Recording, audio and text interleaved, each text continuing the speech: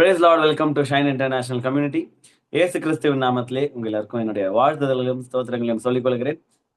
மீண்டும் ஒரு 1 வீக் கழிச்சு 6 days கழிச்சு உங்களெல்லாம் பார்க்கறதுல ரொம்ப சந்தோஷம். கர்த்தர் உங்களை ஆசீர்வதிப்பாராக. நீங்க எங்க இருந்தாலும் கர்த்தர் உங்களை ஆசீர்வதிப்பாராக. எப்பேற்பட்ட சூழலின் மத்தியில இருந்தாலும் கர்த்தர் உங்களை மனதார ஆசீர்வதிப்பாராக என்று நான் மனதார உங்களை வாழ்த்துகிறேன், ஆசீர்வதிக்கிறேன். சங்கீதம் 23 6 குறிச்சு தான் நம்ம தியானத்துல இருக்கிறோம். நன்மையும் கிருபையும் எப்படி தொடரும்ன்ற அந்த டீட்டெயில் லேர்னிங்ல நம்ம இருக்கும்போது, போன வாரம் அதோடைய கண்டினியூஷன்ல சாம் 23:4 சங்கீதம் 23:4 நம்ம பார்த்தது, நான் மரண இருளின் பள்ளத்தாக்கிலே நடந்தாலும் பொல்லாப்புக்கு பயப்படேன், தேவரீர் என்னோட கூட இருக்கிறார். இது வரைக்கும் தான் நம்மளுக்கு பார்க்க வந்து டைம் வந்துச்சு. இன்றைக்கு நம்ம பார்க்க போகிற வேத பகுதி அப்படின்றதை காட்டிலும் வேத பகுதியில வசனத்துல ஒரு பகுதி, அதுதான் நம்ம பார்க்க போறோம். ஸ்கிரீன்ல அந்த பிக்சர் நான் போடுறேன் 1 செகண்ட். ஏன்னா நம்மளுக்கு பிக்சர் போட்டாதான் சில பேருக்கு வந்து மைண்ட்ல நல்லா ஸ்ட்ராங்கா ரெஜிஸ்டர் ஆகும். நான்லாம் அந்த மாதிரி தான், அதனால தான் பிக்சர்ஸ் யூஸ் பண்றது. 1 செகண்ட். நன்மையும் கிருபையும் நிச்சயமாக நம்மளை பின்தொடரும். கர்த்தருடைய வீட்டுல நீடித்த நாட்களாய் நம்ம நிலைத்திருக்க போகிறோம். அதுல எந்த விதமான மாற்று கருத்தும் கிடையாது. அதுக்கு முன்பதாக ஒரு சில வசனங்களை புரிந்து கொள்ள தியானிக்க ஆவியானவர் நமக்கு அனுக்கிரகம் செய்வாராக.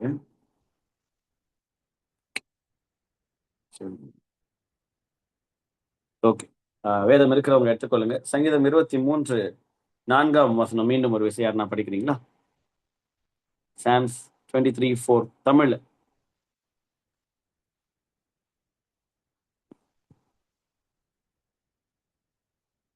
ஃபுல்லா படிங்க, கொஞ்சம் வேகமா. மரண இருளின் பள்ளத்தாக்கிலே நடந்தாலும் பொல்லாப்புக்கு பயப்படேன், தேவரீர் என்னோட கூட இருக்கிறீர், உமது கோலும் உமது தடியும் என்னை தேற்றும். ஆமென். இந்த நாள்ல நம்ம தியானிக்க போகிற வேத பகுதியோட மெயின் கோர் வசனம் எடுத்துட்டேன், நான் ஸ்கிரீன்ல போடுறேன். இதுதான், உமது கோலும் உமது தடியும் என்னை தேற்றும் என்ற ஒரு சப்ஜெக்ட்ல தான் நம்மளுடைய டீப்பான லேர்னிங் இருக்கு. எக்ஸைட்டடா இருங்க, நிறைய புதிய காரியங்கள் ஆண்டவர் உங்களுக்கு வெளிப்படுத்துவார். Your rod and your staff they comfort me. ஆக்சுவலா இங்க ரொம்ப முக்கியமான ஒரு வார்த்தை இருக்கு. இதுலயே இந்த பிக்சர் நெட்ல இருந்து இதுதான், பட் அவங்களே ஹைலைட் பண்ணி கொடுத்துருக்காங்க. தே கம்ஃபர்ட் மீ. நம்ம இதுக்கு முன்பதாகவும் ஒரு ஒரு 2-3 வீக்ஸ் முன்னாடி அந்த கம்ஃபர்டிங் ஆஃப் ஹோலி ஸ்பிரிட், எப்படி ஆவியானவர் கம்ஃபர்ட் பண்ணுவாரு, எதன் மூலியமா நம்ம பார்த்தோம். இந்த வசனத்திலையும் கம்ஃபர்ட் பற்றி போட்டிருக்கே. அப்ப என்ன விஷயம்? அப்போ தேற்றுதல் ஒரு விஷயம் நடக்குது. ஆத்மாவே தான். அதாவது 3ஆம் வசனத்துல சங்கீதம் 23:3 நம்ம பார்க்கிறோம், அவர் என் ஆத்மாவை தேற்றி அப்படின்னு நம்ம பார்த்தோம். தம்முடைய நாமத்தின் நிமித்தம் என்ன நீதியின் பாதையில் நடத்துறாரு. ஆத்மாவை தேற்றத்தை பத்தி பார்க்கிறோம். இந்த வசனத்துல வந்து ஆத்மான்னு பர்டிகுலரா குறிப்பிடப்படல. உமது கோலும் உமது தடியும் என்னை தேற்றும்னு ஜென்ரலா சொல்லும் போது நான் எப்படி பாக்குறேன் அப்படின்னா, ஆத்மா வந்து வார்த்தையின் மூலியமா தேற்றப்படுது அப்படின்னு நம்ம பார்த்தோம். இப்போ 4ஆம் வசனத்துல நம்ம பார்க்கிறது என்னை தேற்றும் அப்படின்னா, இதுக்கு முன்பதாக வந்து என்னுடைய ஆத்மாவை தேற்றும், ஆத்மா மட்டும் பர்சனலா தேற்றப்படுறத அண்டர்லைன் பண்ணிட்டாரு. 4ஆம் வசனத்துல திருப்பி உமது கோலும் உமது தடியும் என்னை தேற்றும் வரும்போது, நான் முழுவதுமாய் தேற்றப்படுகிறேன். இதுக்கு முன்பதாக நான் என் வியாகுலமா இருக்கிற என்னுடைய இந்த ஹார்ட் தண்ணியில போடுற பிக்சர்லாம் நம்ம பார்த்தோம் இல்லையா? நல்லா இருந்துச்சு, அப்படியே ஊற விடுற மாதிரி. என்னுடைய ஆத்மா கஷ்டப்படும் போது அது வந்து தேற்றப்படுகிறது. எந்த அளவுக்கு நன்மையோ கிருபையோ அதுக்கு ஏற்ற மாதிரி 4ஆம் வசனத்தில் நமக்கு ஒரு நல்ல ஒரு வாக்குத்தத்தம் வருது. உமது கோலும் உமது தடியும் என்னை தேற்றும். நான் என்னை அப்படின்னு வரும்போது ஆவி, ஆத்மா, சரீரம் முழுவதும். இதற்கு முன்பதாக ஆத்மா பற்றி மட்டும் டிக்ளேர் பண்ணிச்சு. இப்போ வந்து உங்களுடைய ஆவியும் உங்களுடைய சரீரமும் உட்பட உங்களுடைய ஆவியும் தேற்றப்படும், உங்களுடைய ஆத்மாவும் தேற்றப்படும், உங்களுடைய சரீரமும் தேற்றப்படும். இந்த 3மே தேற்றப்படுவதற்கு முக்கியமான ஒரு விஷயம் இருக்குது. அதுதான் என்ன அப்படின்னா, அவருடைய கோலும் அவருடைய தடியும் வந்து நம்மை தேற்றன்னு சொல்லிட்டு ரொம்ப சிறப்பான ஒரு லேர்னிங்குள்ள நம்ம இருக்கிறோம். எக்ஸைட்டடா இருங்க. புதிய புதிய வெளிப்பாடுகளோட ஆவியானவர் நம்மளோட பேசுவாராக. ஏன்னா இது நான் ப்ரிப்பேர் பண்ணும்போது எனக்கு ரொம்ப இன்ட்ரெஸ்டிங்கா இருந்துச்சு. கர்த்தர் நம்மளுக்கு அனுகிரகம் செய்வாராங்க. இதுக்கு கத்துக்கிறதுக்கு முன்பதாக கோல்னா என்ன, தடினா என்ன நமக்கு தெரிஞ்சாதான் ஓகேவா? ஏன்னா நம்மளாம் ஆடு மேய்க்கிறது இல்லை. ஆடு மேய்த்திருந்தீங்கன்னா உங்களுக்கு நல்லாவே தெரியும். சில நேரத்துல வந்து தாவீது எழுதுன மாதிரி இந்த காலகட்டத்தில் சில வெப்பன்ஸ்லாம் யூஸ் பண்ணப்படுறது இல்லை. கோல் அப்படின்னா ராட். ஓகேவா? இந்த பக்கம் லெஃப்ட் ஹேண்ட் சைட்ல இருக்கு பாருங்க, ஸ்கிரீன்ல இருக்கிற பிக்சர்ல. Relatively short heavy club like device. அதாவது கோல் என்று குறிப்பிடப்படுறது இது என்ன அப்படின்னா, உமது கோலும் உம் தடியும் தேற்றணும் இல்லையா? கோல் எதுக்கு அடையாளம்னா எதிரிகளை, இந்த இன்னொரு பிக்சர் போடணும். பாருங்க, இந்த போட்டு மண்டையை உடைக்கிறதுக்கு, ஆடை காப்பாற்றுவதற்கு, அதாவது எதிரிகளை அட்டாக் பண்றதுக்கு யூஸ் பண்ற வெப்பன் என்னன்னா உமது கோல். ஓகேவா? Rod. Okay, rod and staff. Rod. Okay, rod ஞாபகம் வச்சுக்கோங்க, இங்கிலீஷ் கொஞ்சம் ஈஸியா இருக்கும். எது கோல் எது தடின்னு எனக்கு கன்ஃபியூஸ் ஆகுது. Your rod and staff. இந்த கையில இருக்கு பாருங்க, இந்த மெய்ப்பனுடைய கையில ஒரு மெய்ப்பன்னா, இத தாவீதா கற்பனை பண்ணிக்கோங்க. தன் ஆடை பட்சிக்க வந்த சிங்கத்தை கூட போராடி ஆட்டை காப்பாத்தி சிங்கத்துடைய வாயெல்லாம் கீழ்ச்ச, ஐ மீன் சிங்கத்தை நான் அழித்து போட்டேன்னு சொல்லிட்டு தாவீது வந்து சவுல் கிட்ட அட்ரஸ் பண்றாரு கோலியாத் சீன்ல. அப்படி இருக்கிற பட்சத்துல ஒரு ஒரு டிவைஸ் எதற்கு பயன்படுது அப்படின்னா நம்மளை, ஏன்னா நம்ம தான் ஆடு, நல்ல நம்மளோட இணைந்து பயணிக்கிற எல்லாருக்கும் தெரியும், நம்ம தான் ஆடு. மெய்ப்பெண் வந்து மெய்ப்பெண் இந்த சங்கீதம் 23 சொல்றது எல்லாமே கர்த்தராகிய இயேசு கிறிஸ்துவ குறிக்குது. இயேசு கிறிஸ்துனா பிதா குமாரன் பரிசுத்த எல்லாருமே சேர்த்து காடை குறிக்குது.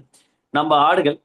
எதிரி அப்படின்னு வரும்போது நம்மளுடைய எதிரி ஒரே ஒரு எதிரி தான். நீங்க யாரையும் இதெல்லாம் இந்த மாதிரி வசனங்கள் வரும்போது உங்க பக்கத்து வீட்டு, உங்க நாத்தனார், மாமியார் இவங்களெல்லாம் நினைச்சிக்கவே கூடாது. எதிரி வந்து ஒரே ஒரு எதிரி தான், பிசாசு. ஓகேவா? சாத்தான், கேருபாகிய சாத்தான். அவன் தான் நம்மளுடைய ஒன் அண்ட் ஒன்லி எனிமி. அவன் நிறைய நபர்களை யூஸ் பண்றான், அவங்க மூலியமா ஆப்ரேட் பண்ணுவான். ஸோ இந்த இவருடைய கையில இருக்கிற இந்த ஆயுதம் மெயினா எதுக்கு பயன்படுது அப்படின்னா, லெஃப்ட் ஹேண்ட் சைட்ல இருக்கு பாருங்க அந்த பிக்சர், அது வந்து எதிரிகளை அட்டாக் பண்ண, ஆடை காப்பாற்றதான். நல்லா புரிஞ்சுக்கணும், ஆடு பாதிக்கப்படாம இருக்க காப்பாற்ற வந்து ராட் யூஸ் பண்ணப்படுது. இன்னொரு பக்கம் ஸ்டாஃப், அதாவது தடியும். ஓகே, தடி வச்சு நடப்பாங்களே, இது நமக்கு தெரியும் ஓரளவுக்கு, நான்லாம் பார்த்துருக்கிறேன் தடி. ஓகே, இது எதுக்கு பயன்படும் அப்படின்னா, இந்த மாதிரி பாருங்க, இந்த பிக்சர் பாருங்க. இந்த மாதிரி ஆடு விழும்போது அது அப்படியே கழுத்தை பிடிச்சி தூக்குறதுக்கு, ஆடை ஹெல்ப் பண்றதுக்கு, ஆடை தாங்கிறதுக்கு, காப்பாற்றுவதற்கு தேவைப்படுகிற ஒரு ஆயுதம் இது. ஓகேவா? இது ரெண்டுமே நல்லா மைண்ட்ல வச்சுக்கோங்க, திருப்பி வரலாம். ஓகே, இது வந்து நல்லா குட்டியா இருக்கும், ஃபர்ஸ்டே சொல்றது ஹெவியா இருக்கும், அச்ச மண்டை உடையிற மாதிரி இருக்கும். ஓகே, ஒரு சிங்கம் வந்தாலும் அச்சு ஒரே அடியில டங்குன்னு அச்சு ஓட விடுறதுக்கு பயமா இருக்கும் அது. ஓகே, ராட் ஹெவியா இருக்குமா. ஸ்டாஃப், ஓகேவா, தடி, அது வந்து நம்ம தாத்தாங்க வச்சுருக்கிற ஸ்டிக் மாதிரி ஈஸியா இருக்கும். ஒரு கோல்லாம் தடி எதுக்கு பயன்படலாம் அப்படின்னா, இழுத்து, இப்போ இலை இருக்குது கொஞ்சம் இழுத்து கொடுக்கறதுக்கு கூட இது போன்ற வெப்பன்ஸ் பயன்படும். நானே பார்த்துருக்கேன், எங்கள் கிராமத்தில் வந்து கொஞ்சம் ஹைட்டா இருக்குது இலைங்க, ஐ மீன் ஆடு சாப்பிட்ற உணவுனா கொஞ்சம் இழுத்து கொடுப்பாங்க, அதுங்க சாப்பிட்டு கிடக்கும். ஓகேவா? முனையில வந்து ஒரு கர்வ் ஷேப்ல இருக்கு பாருங்க மேல, அந்த இதெல்லாம் எதுக்கு யூஸ் பண்ணோம்னா ஆடை இது பண்றதுக்கும், இந்த பூச்சி அதெல்லாம் பூச்சி இழுக்கிறதுக்கு யூஸ் பண்ணப்படும். நீங்க வில்லேஜஸ்ல இருந்தீங்கன்னா அது நல்லா தெரியும். சிட்டி ஆளுங்களும் அந்த மெசேஜ் கேட்கறதுனால ஒன்றும் புரியல பிரதர்னு நினச்சிக்காதீங்க, எனக்கும் புரியாது உங்களை மாதிரி தான். இங்க வந்து கொஞ்சம் வில்லேஜ்ல பார்க்கும்போது நல்லா இருக்குது. இது பிக்சர் மைண்ட்ல வச்சுக்கோங்க. இது அப்படியே நம்ம வேர்ட் ஆஃப் காட் கூட நம்ம இப்போ லிங்க் பண்ண போறோம். வேர்ட் ஆஃப் காட்னா நம்மளுடைய லைஃப் கூட நம்ம வந்து லிங்க் பண்ண போகும். ஓகேவா? இது போன்ற ஆபத்தான இடங்கள்ல இருந்து காக்கப்படுறதுக்கு ரெண்டுமே யூஸ் பண்ணப்படுது. இப்போ ஒரு விஷயம், நம்ம ஒரு வார்த்தையை நம்ம புரிந்து கொள்ள வேண்டிய கட்டத்துல இருக்கும். தே கம்ஃபர்ட் மீ. நம்ம கம்ஃபர்ட் பத்தி பார்த்தோம், நம்மளை தேற்றுவார் அப்படின்னு. இந்த வசனம் சொல்லுது, உமது கோலும் உமது தடியும் என்னை தேற்றும் அப்படின்னா, இதுக்கு முன்பதாக வார்த்தையின் மூலியமா தேற்றணும் தேவன். எப்படி கோல் எப்படி என்ன தேற்றும், தடி என்ன எப்படி என்ன தேற்றும் அப்படின்னு ஒரு டவுட் இருந்துச்சுன்னா என்னோட கூட சேர்ந்து யோசிச்சு பாருங்க. நம்மை தேற்ற வேண்டும் என்றால் சில நேரங்களில் அவர் கோலை எடுப்பார். எப்படி? என்னை தேற்றுவதற்கு, என் சத்துருக்களை அடிப்பதற்கு, எதிரிகளை வீழ்த்துவதற்கு அவர் கோலை எடுப்பார் சில நேரங்களில். சில நேரங்களில் அவர் தடியை எடுப்பார். இன்னொரு விஷயமும் சொல்லிடுறேன், சில நேரங்கள்ல தடி ஆடு சுழுக்கெடுக்க யூஸ் ஆகும். ஐ மீன் அடங்காத ஆடுக கொஞ்சம் அப்படி டிஸ்டர்ப் பல்ச்சுன்னு ஒன்று விழும். நல்லா நானே பார்த்துருக்கிறேன், வண்டியில போவோம், ஆடுங்க நல்லா போவோங்க, மேய்ப்பன் வழி விட சொல்லுவாரு, நல்லா கோஆப்ரேட் பண்ணி வழி விடுங்க ஆடுங்க. ஒன்று மட்டும் அப்படி உள்ள போச்சுன்னு பல்ச்சுன்னு விழும். நான் பார்த்துருக்கிறேன், மேய்ப்பன் பாவமா இருக்கும், ஏன்னா நம்ம ஆடு மேய்ச்சது இல்லை இல்லையா, பாவம் அது என்ன பண்ணும், பாவம் வாயில்லாது. ஆனா மேய்ப்பனுக்கு தெரியும், இது இந்த ஹார்ன சத்தத்தை கேட்டு மூவ் ஆகலைன்னா டயர் கட்டில் போயிடும், செத்து போயிட்டு பளிச்சுன்னு விழும். பயந்துன்னு அந்த அந்த மந்தக்குள்ள ஓடுறோம். இது நான் கண்ணால பார்த்தேன், அப்படியே பிக்சர் எனக்கு தெரியுது. ஸோ யோசிச்சு பார்க்கும்போது நான் யோசிச்சேன், இந்த கோலு தடி என்னை தேற்றும் அப்படின்ற அந்த விஷயம் வந்து ஆஹ், சத்துருக்களையும் எனிமேஸ் அடிக்க மாட்டேன் அப்படின்னு நான் நினைக்கும் போது, இல்லப்பா தேற்றுதல்னு வரும்போது சில நேரங்கள்ல நீ கோஆபரேட் பண்ணாத பட்சத்திலையும் உன்னை போட்டு புழகிறதுக்கும் யூஸ் ஆகும். ஐ மீன் இந்த என் ஒய்ஃப் வந்து வேற திட்டிக்கிறாங்க, புழகிறதுன்ற வேர்டு யூஸ் பண்ணாதீங்க அப்படின்னு, மன்னிச்சிடுங்க. ஐ மீன் நம்ம புழகிறது வேற, நம்மளோட மீனிங்கு அடிக்கிறது அப்படின்ற மாதிரி. பட் பிளப்பது அப்படின்னா மண்டையை ரெண்டா புலவுறது. ஸோ அதை நான் அவாய்ட் பண்ணிக்கணும்னு நான் நினைக்கிறேன். Excuse me. ஓகே, ஐ மீன் ஆடுகளை சீர்படுத்தவும் எப்படி சொல்றது, டிசிப்ளின் பண்றதுக்கும் இந்த வெப்பன்ஸ் யூஸ் ஆகும். இதையும் மைண்ட்ல வச்சுக்கோங்க, ஓகேவா? சில நேரங்களில் நம்மை தேற்ற வேண்டும் என்றால் சில நேரங்களில் அவர் கோலையும் எடுப்பார், சில நேரங்களில் அவர் தடியையும் எடுப்பார், சில நேரங்களில் அவர் சிர்ச்சிப்பார், டிசிப்ளின் பண்ணுவார், சில நேரங்களில் அவர் அரவணைப்பார். எந்த ஆடுக்கு எந்த சீசன்ல எந்த டைம்ல எது வேண்டும் என்பது கர்த்தருக்கு மட்டும்தான் தெரியும். ஆடு டிசைட் பண்ண முடியாது. இதுவும் ஒரு ஹைலைட்டான ஒரு விஷயம். ஏன்னா ஆடுக்கு தெரியாது பாருங்களேன். நமக்கு என்ன தெரியும், நம்மள எப்பவுமே கொஞ்ச நேரம் இருக்கணும்னு தெரியும். ஆனா நீ கொஞ்ச நேரம் தான் கீழ்ப்படிய மாட்டேன், நீ வந்து உருப்பட மாட்டேன், உன் லைஃப் வந்து மூவ் ஆன் ஆகாது, அடுத்த கட்டத்துக்கு போக மாட்டேன்னா எங்க போடணுமோ அங்க டங்குன்னு ஒண்ணு வைப்பாரு. கர்த்தர் அடிப்பார், ஆனா நிச்சயமா அடிப்பாரு. நான் வேத வசனத்தோட சொல்றேன். அடுத்தது நம்ம படிக்க போறோம், ஓகேவா? இது பாசிட்டிவான மெசேஜ் தான், தைரியமே கேளு. நமக்கு நமக்கு ஆசீர்வாதமான வார்த்தைகள் தான். சில நேரங்களில் அவர் வந்து அடிப்பார், சில நேரங்களில் வந்து அவர் அரவணைப்பார். அடிப்பது என்பது வந்து அபியூஸ் இல்லை.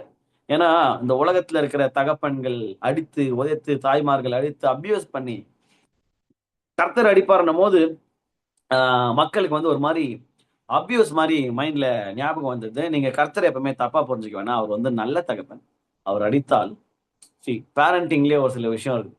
எங்க அடிக்கணும்னு ஒரு விஷயம் இருக்கு. குழந்தைங்களை எந்த லிமிட் வரைக்கும் அடிக்கலாம், எந்த ரீசனுக்காக அடிக்கலாம், இதெல்லாம் வந்து உலக ரீதியான பேரண்ட்ஸ்க்கே இந்த மாதிரி டிசிப்ளின்ஸ் இருக்கும் போது, நல்ல விதமா குட் பேரண்டிங் ஸ்டைல்ஸ் இருக்கும் போது, பரலோகத்துல இருக்கிற நல்ல தகப்பன், நல்ல மெய்ப்பன், நல்ல மெய்ப்பன்னு பேர் இருக்குது பாருங்க.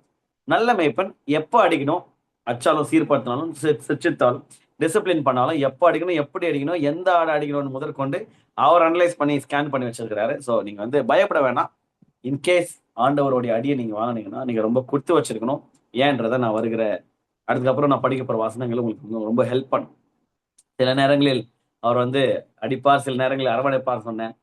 ஆபத்திலிருந்து என்னை காப்பாற்ற தடியை பயன்படுத்துவார். நம்ம பார்த்தோம் இல்லையா, கோலும் தடியும். ஆபத்துல இருந்து என்னை மீட்க, என்னை காப்பாற்ற வந்து தடியை, இது மாதிரி ஆபத்துல மாட்டிக்கும் போது தடியை ஹெல்ப் பண்ணும். ஏன்னா பெருசா இருக்குது இல்லையா, தடியை பயன்படுத்துவார். ஆபத்தான இடத்திற்கு நான் போக முயன்றால் சில நேரங்களில் கோலை கொண்டு சிற்றிப்பார். இந்த வார்த்தை உங்களுக்கு கஷ்டமா இருந்துச்சுன்னா அப்பாவுடைய அன்பை நீங்க புரிஞ்சுக்கவே அர்த்தம். நல்ல தகப்பன் சிரிச்சுப்பார், நல்ல பேரண்ட்ஸ் சிரிச்சுப்பாங்க, நல்ல நண்பன் கூட சிரிச்சுப்பான். என் ஃப்ரெண்டு ஒரு பொழுதும் தவறான வழிக்கு போகணும்னு நல்ல ஃப்ரெண்டா இருந்தாலும் நான் யோசிக்க மாட்டேன். போனானா 2 செவுல 2 அரைஞ்சாது அவனை கூட்டின்னு வரணும்னு நினைப்பேனே தவிர எக்கனா கேட்டு போன நாய் அப்படின்னு விடவே மாட்டேன். ஏன்னா நான் நல்ல ஃப்ரெண்டா இருக்கணும்னு நினைக்கிறேன். ஓகேவா? ஒரு ஃப்ரெண்ட் ஆஃப்டர் ஆல் ஒரு ஃப்ரெண்ட் யாரும் வயிற்றுலேயே பிறந்தான் அவன் எப்படி இருந்தா நமக்கு என்ன, அவனே போனான் அப்படிலாம் இல்லை. இல்ல அவன் நல்லா ஃப்ரெண்டு, எப்படியாவது அவனை மீட்கணும்னு ஒரு ஒரு வாஞ்சம் இருக்குது இல்லையா? ஃப்ரெண்டுக்கே இவ்வளவு உரிமை இருக்கும் போது, அச்சாத அவனை கூட்டின்னு வரணும்னு இருக்கும்போது, what about the loving God?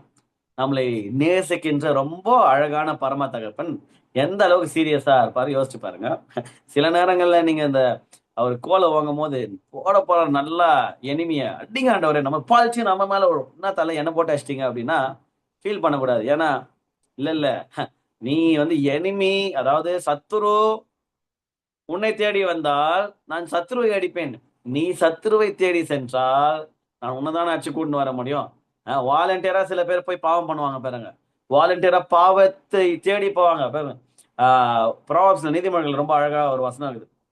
வாலிபன் வந்து பாவத்தை தேடி ஓடுவானாம், எங்க எப்ப பாவம் பண்ணலாம் அப்படின்ற மாதிரி. அதனால்தான் ஏதோ ரொம்ப அழகான வசனம், அப்புறம் ஞாபகம் தான் சொல்றேன். நம்மளுடைய கால்களை பாவத்திற்கு விளக்கணும் அப்படின்ற மாதிரிலாம் வேர்சஸ் இருக்கு இல்லையா?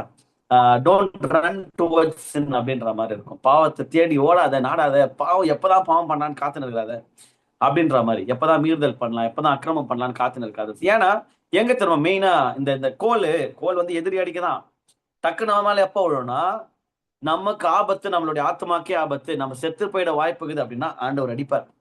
இது நிறைய பேர் கடந்து வந்திருப்பீங்க. 2 வெச்சாது நம்மள வந்து பரலோகத்துக்கு கொண்டு போய் சேர்க்கிற வேலையை செய்வாரே தவிர, போயிட்டு வரட்டும் பாவம் அப்படின்னா ஒரு லெவல் வரைக்கும் விடுவாரு. ஓகே, ஒரு லெவல் வரைக்கும் ரொம்ப அப்படியே போட்டு கழுத்துல இறங்க மாட்டாரு. அவரு நாய் மாதிரி நம்மள ட்ரீட் பண்ண மாட்டாரு. ஆடுதான் நம்பும். பட் ஒரு லெவலை தாண்டி நான் ஹை ரிஸ்க்குள்ள போறேன்னா அச்சாத என்ன கூட்டின்னு வருவாரு. அடி வாங்கின அனுபவம்லாம் எனக்கு இருக்குது. ரொம்ப வலிக்கும். ஆனா இப்ப திரும்பி பார்த்தா சகலமும் நன்மைக்கு எதுவாக அப்படின்னு ஷோர் ஷார்ட்டா சாட்சி சொல்லக்கூடிய அளவிற்கு ஆஹ் வாழ்க்கை நல்லா இருக்கு இப்போ. ஏன்னா சில நேரங்களில் ஒரு கோலை ஓங்கும் போது கஷ்டமா இருந்திருக்குது. ஆஹ் நான் ஆண்டவரே சத்ரு அடிப்பீங்கன்னு பார்த்தா என் மேல அடிச்சிட்டிங்களே அப்படின்ட்டு கோச்சின்லாம் இருந்திருக்கிறேன். பட் உண்மையான கிறிஸ்துவ ஜீவத்தில் இருக்கிறவங்களுக்கு வந்து ஒரு விஷயம் நல்லா புரியும். என்ன அப்படின்னா இது ரெண்டுமே எனக்கு முக்கியம். ஸ்கிரீன்ல இருக்குது இல்லையா, கோல் தடி ரெண்டுமே என் பக்கம் திரும்பினாலும், கண்ணீர் வந்தாலும், கஷ்டம் வந்தாலும், கவலை வந்தாலும், அழுக வந்தாலும், ஒழிச்சாலும் தேங்க்யூப்பான்னு தான் சொல்ல கத்துக்கணும். அதுதான் நல்ல ஆட்டுக்கு அழகு, நல்ல கர்த்தருடைய பிள்ளைக்கு அழகு. தடியை கொண்டு நம்மை தேற்றும் போது, காப்பாற்றும் போது, பிசாசுடைய வாய்களின் பற்களின் மத்தியில மாட்டிக்கொள்ளும் போது, அந்த கோலை கொண்டு தடியை கொண்டு நம்ம மீட்கும் போது எந்த அளவுக்கு ஸ்தோத்திரம், நன்றி அப்பா, மரணம் இல்லைன்னு பள்ளத்தாக்குல நடந்தனே, பொல்லாப்புக்கு பயப்படேன்னு சொன்னனே, என் கூட இருந்தீங்களே நன்றி அப்பான்னு எந்த அளவுக்கு உண்மையத்தமா சொல்றோமோ, ஈக்குவலி எப்ப சொல்லணும்னா பழிச்சுன்னு ஒண்ணு நம்ம மேல விழுந்தாலும் அடி, ஆண்டவருடைய கரம். ஓகேவா, நான் ஆண்டவருடைய கரத்தை பத்தி தான் பேசுறேன். சில நேரங்களில் பிசாசுக்கு அவர் ஒப்பு கொடுத்திருந்தாலும் கர்த்தர் சிக்ஷைக்காக, டிசிப்ளின்காக பண்ணார் என்றால் இரு கரங்களை கூப்பி thank you Lord for disciplining me அப்படின்னு சொல்ல கற்றுக்கோங்க. அதுதான் நல்ல கிறிஸ்தவர்களுக்கு அடையாளம். ஏன்னா நான் அடுத்து படிக்க போற வசனங்கள் உங்களுக்கு நிறைய ஹெல்ப் பண்ணும். ஒரு விஷயம் நல்லா புரிஞ்சுக்கோங்க. ஆஸ் ஷீப்ஸ், ஆஸ் கிறிஸ்டியன்ஸ், ஒரு ஆடுகளாய், ஒரு கிறிஸ்தவர்களாய் நமக்கு ரெண்டுமே வேணுங்க. ரெண்டுமே அவசியம். ரெண்டுமே நம்மை தேற்றும் என்ற சத்தியத்தை நல்லா புரிஞ்சுக்கணும். இந்த கோலும் நம்மளை தேற்றும், தடியும் நம்மளை தேற்றும். ஓகேவா, இப்ப நான் சொல்றதை புரிஞ்சுக்கோங்க. அதாவது அந்த நாட்கள் நம்ம வந்து வார்த்தையை குறித்து பார்த்தோம், தேற்றுவது வார்த்தைன்னு. இந்த நாட்களில் வார்த்தையை கொண்டுதான் தேற்றுறாரு நம்மள. எந்த விதமா சொல்லிட்டா, சில நேரங்களில் அன்பான வார்த்தைகளை கொண்டு நம்மளை தேற்றுவார். சில நேரங்களில் கடுமையான எச்சரிப்பின் வார்த்தைகளை கொண்டு நம்மளை தேற்றுவார். வேர்ட் ஆஃப் காட் அப்படின்னு வரும்போது நல்ல கிருபையின் சத்தியங்களை பேசுறது ரொம்ப நல்லது. கிருபையின் சத்தியங்கள் அவசியம். கிருபையின் சுவிசேஷத்தை பேச சொல்லிதான் அழைக்கப்பட்ட பவுலே எழுதுறாரு. ரொம்ப ரொம்ப நீடட் தான். அதுக்குன்ட்டு எப்படி வேணா வாழு, ஆண்டவர் மன்னிப்பார் அப்படின்ற மாதிரி நான்சென்ஸ் டாக்டர்லாம் என்னால கொடுக்க முடியாது. நல்ல உபதேசியா இருக்கிற அப்படி கொடுக்க போறது இல்லை. எந்த அளவுக்கு அன்பான வார்த்தைகள் என்னை தேற்றுமோ, சில நேரங்களில் கடுமையான எச்சரிப்பின் சத்தமும் நமக்கு தேவை. அதுவும் நம்மை தேற்றும். எப்படி தேற்றும்? ஆவி, ஆத்மா, சரீரம் மூன்றுத்தையும் சேர்த்து தேற்றும். ஓகேவா, இதுக்கு முன்பதாக வார்த்தையினால அவர் நினைப்பூட்டுவாரு, அவர் வந்து ரிமைண்ட் பண்ணுவாரு. ஆவியானவர் தேற்றவாளனோட வேலையே அதுதான் சொல்லிட்டு நான் வேர்ஸ் பேக்கப்போட நம்ம பேசணும் ஒரு 2 weeks பேக். எந்த அளவுக்கு அது முக்கியமோ அதே வார்த்தையினால அவருடைய கரம், அவருடைய சிக்ஷை, அவருடைய கடுமையான எச்சரிப்பின் வார்த்தைகள் வரும்போதும் அதுக்கு நம்ம செவி கொடுக்க கத்துக்கணும். இதை விட ஒரு லவ் எதுவுமே இல்லை. ஏன்னா சில நேரங்களில் இது ரெண்டுத்தையும் கொண்டு அவர் வந்து பேசுவாரு. எப்போ எப்படி பண்ணணும்னு ஆண்டவருக்கு தான் தெரியும். ஓகேவா, ரெண்டுத்தையும் ரிசீவ் பண்ண கத்துக்கோங்க. அது ஹையஸ்ட் பிளெஸிங்ஸ் அடங்கியிருக்கு. எவ்வளவு பெரிய ஊழியக்காரங்களா இருந்தாலும் நீங்க போய் கேளுங்க. பெருசா ஆசீர்வதிக்கப்பட்ட கர்த்தருடைய பிள்ளைகளை போய் கேளுங்க, ஆண்டவர் உங்களை சிச்சித்து இருக்கிறாருன்னா பெரிய பெரிய ஹிஸ்டரி சொல்லுவாங்க. சிச்சித்து இருக்கிறார் ராவா, இன்னும் அடி வாங்கிக்கிறேன்னு பிரதர் எனக்கு தான் தெரியும் சிஸ்டர், நல்லா கேளுங்க என் கதையான்ட்டு உட்காந்து சொன்னாங்கன்னா எப்பா நம்மளே எவ்வளவு பரவாயில்ல அப்படின்ற மாதிரி தோணும். அந்த அடி வாங்கினாதான் அப்பா கையில இயேசு, அதாவது காட் கிட்ட யாரு டிசிப்ளின் பண்ணப்பட்டு வராங்களோ அவங்க தான் தி பெஸ்டா வாழ்க்கையை வாழ முடியும். ஏன்னா பெஸ்ட் ட்ரெயினர், பெஸ்ட் கோச் அப்படிதான் இருப்பார். ஓகேவா, கொஞ்சம் ஸ்ட்ரிக்டா தான் இருக்கணும். இல்லைன்னா நம்ம வந்து ரொம்ப தவறான வழிக்கு போயிட வாய்ப்பு இருக்கு. அப்படியே இருக்க மாட்டார், அவர் ரொம்ப லவ்விங் காடும் கூட. ஓகேவா, நான் சிச்சை சொல்லும் போது தான் அப்படியே டெரரா பாத்துறாதீங்க ஆண்டவரை. Out of love. Okay, out of love and love only. Okay, so சொன்ன மாதிரி இந்த நாட்களில் வார்த்தையை கொண்டு நம்மை தேற்றுகிறார். சில நேரங்களில் அன்பான வார்த்தைகள், சில நேரங்களில் கடுமையான எச்சரிப்பின் வார்த்தைகள். கிருபையின் சத்தியமும் அவசியம், நல்லா புரிஞ்சுக்கணும். கிருபையின் சத்தியமும் நம்மளுடைய ஆத்மாக்கு, ஆவிக்கு, சரீரத்திற்கு அவசியம். நியாய தீர்ப்பின் சத்தியமும் அவசியம். ஹalleluya. கிருபையும் அவசியம், நியாய தீர்ப்பும் அவசியம். அப்பாவுடைய, நம்ம ஃபாதர் காடோடைய ஹக், அரவணைப்பு, ஓகே, அந்த ஹக்கிங்கும் அவசியம். அப்பாவுடைய கடிந்து கொள்ளுதல், வார்னிங்ஸும் அவசியம், எச்சரிப்பும் அவசியம். ரெண்டுமே ரொம்ப முக்கியம். ரெண்டுமே நம்ம தேற்றோம். என்ன பிரதர் சொல்றீங்க, எல்லாம் வேர்ஸ் இருக்குதா, பைபிள்ல வசனம் வந்தா படிங்க, அப்படியே பேசுங்கிற மாதிரி இருக்குது அப்படின்னா எடுத்துக்கொள்ளலாமா? நல்ல இந்த வார்த்தை நம்மளை தேற்றம் பாருங்க. யோவான் 16ஆம் அதிகாரம் 7ஆம் வசனம் எடுத்துக்கொள்ளலாம். யோவான் 16:7. இப்ப இந்த கான்டெக்ட் நான் திருப்பி உங்களுக்கு புரிய வைக்கிறேன் பாருங்களேன். யோவான் 16:7 வசனம் இப்படியாக சொல்கிறது, நான் படிக்கிறேன். நான் உங்களுக்கு உண்மையை சொல்லுகிறேன். இயேசு சொல்லிட்டாரு பாருங்க, இந்த பாருப்பா, திரும்பி திரும்பி எனக்கு கேட்டுன்னு இருக்கக்கூடாது. நான் ஒரு உண்மையா சொல்ல போறேன். அவரு பேசுறது முழுக்க அவர் நான் பொய்யா சொல்ல போறாரு? அவர் எங்க பேசினாலும் உண்மையா சொல்றாரு. ஆனா இங்க சொல்லிட்டு சொல்றாரு, உண்மையா சொல்றேன். நான் போகிறது உங்களுக்கு பிரயோஜனமா இருக்கும். ஏசு சொல்றாரு பாருங்க சீஷர்களை பார்த்து, நான் போறது உங்களுக்கு பிரயோஜனமா இருக்கும்.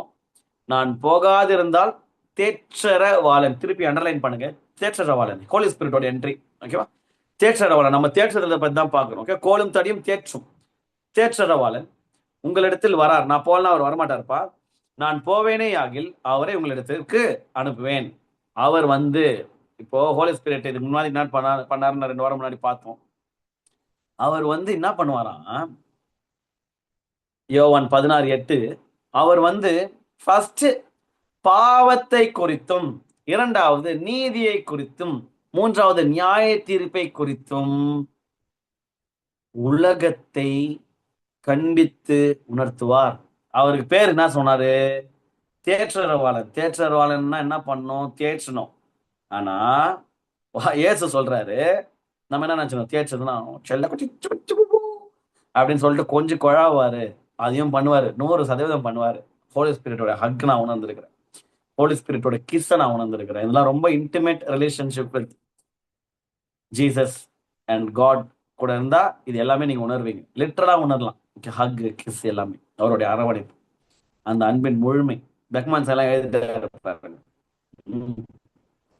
கவர்ச்சி நாயகனே, கண்களில் நிறைந்தவரே, கரம் பிடித்தவரே, கைவிடாக உமக்கு சத்துறோம், என்னை எடுத்துக்கொள்ளும், ஓடி வந்துரு, அறைக்குள்ள அழைத்த சில அன்பிற்கு. நான் சொல்றது நல்லா புரியும், திருப்பி சொல்றேன்.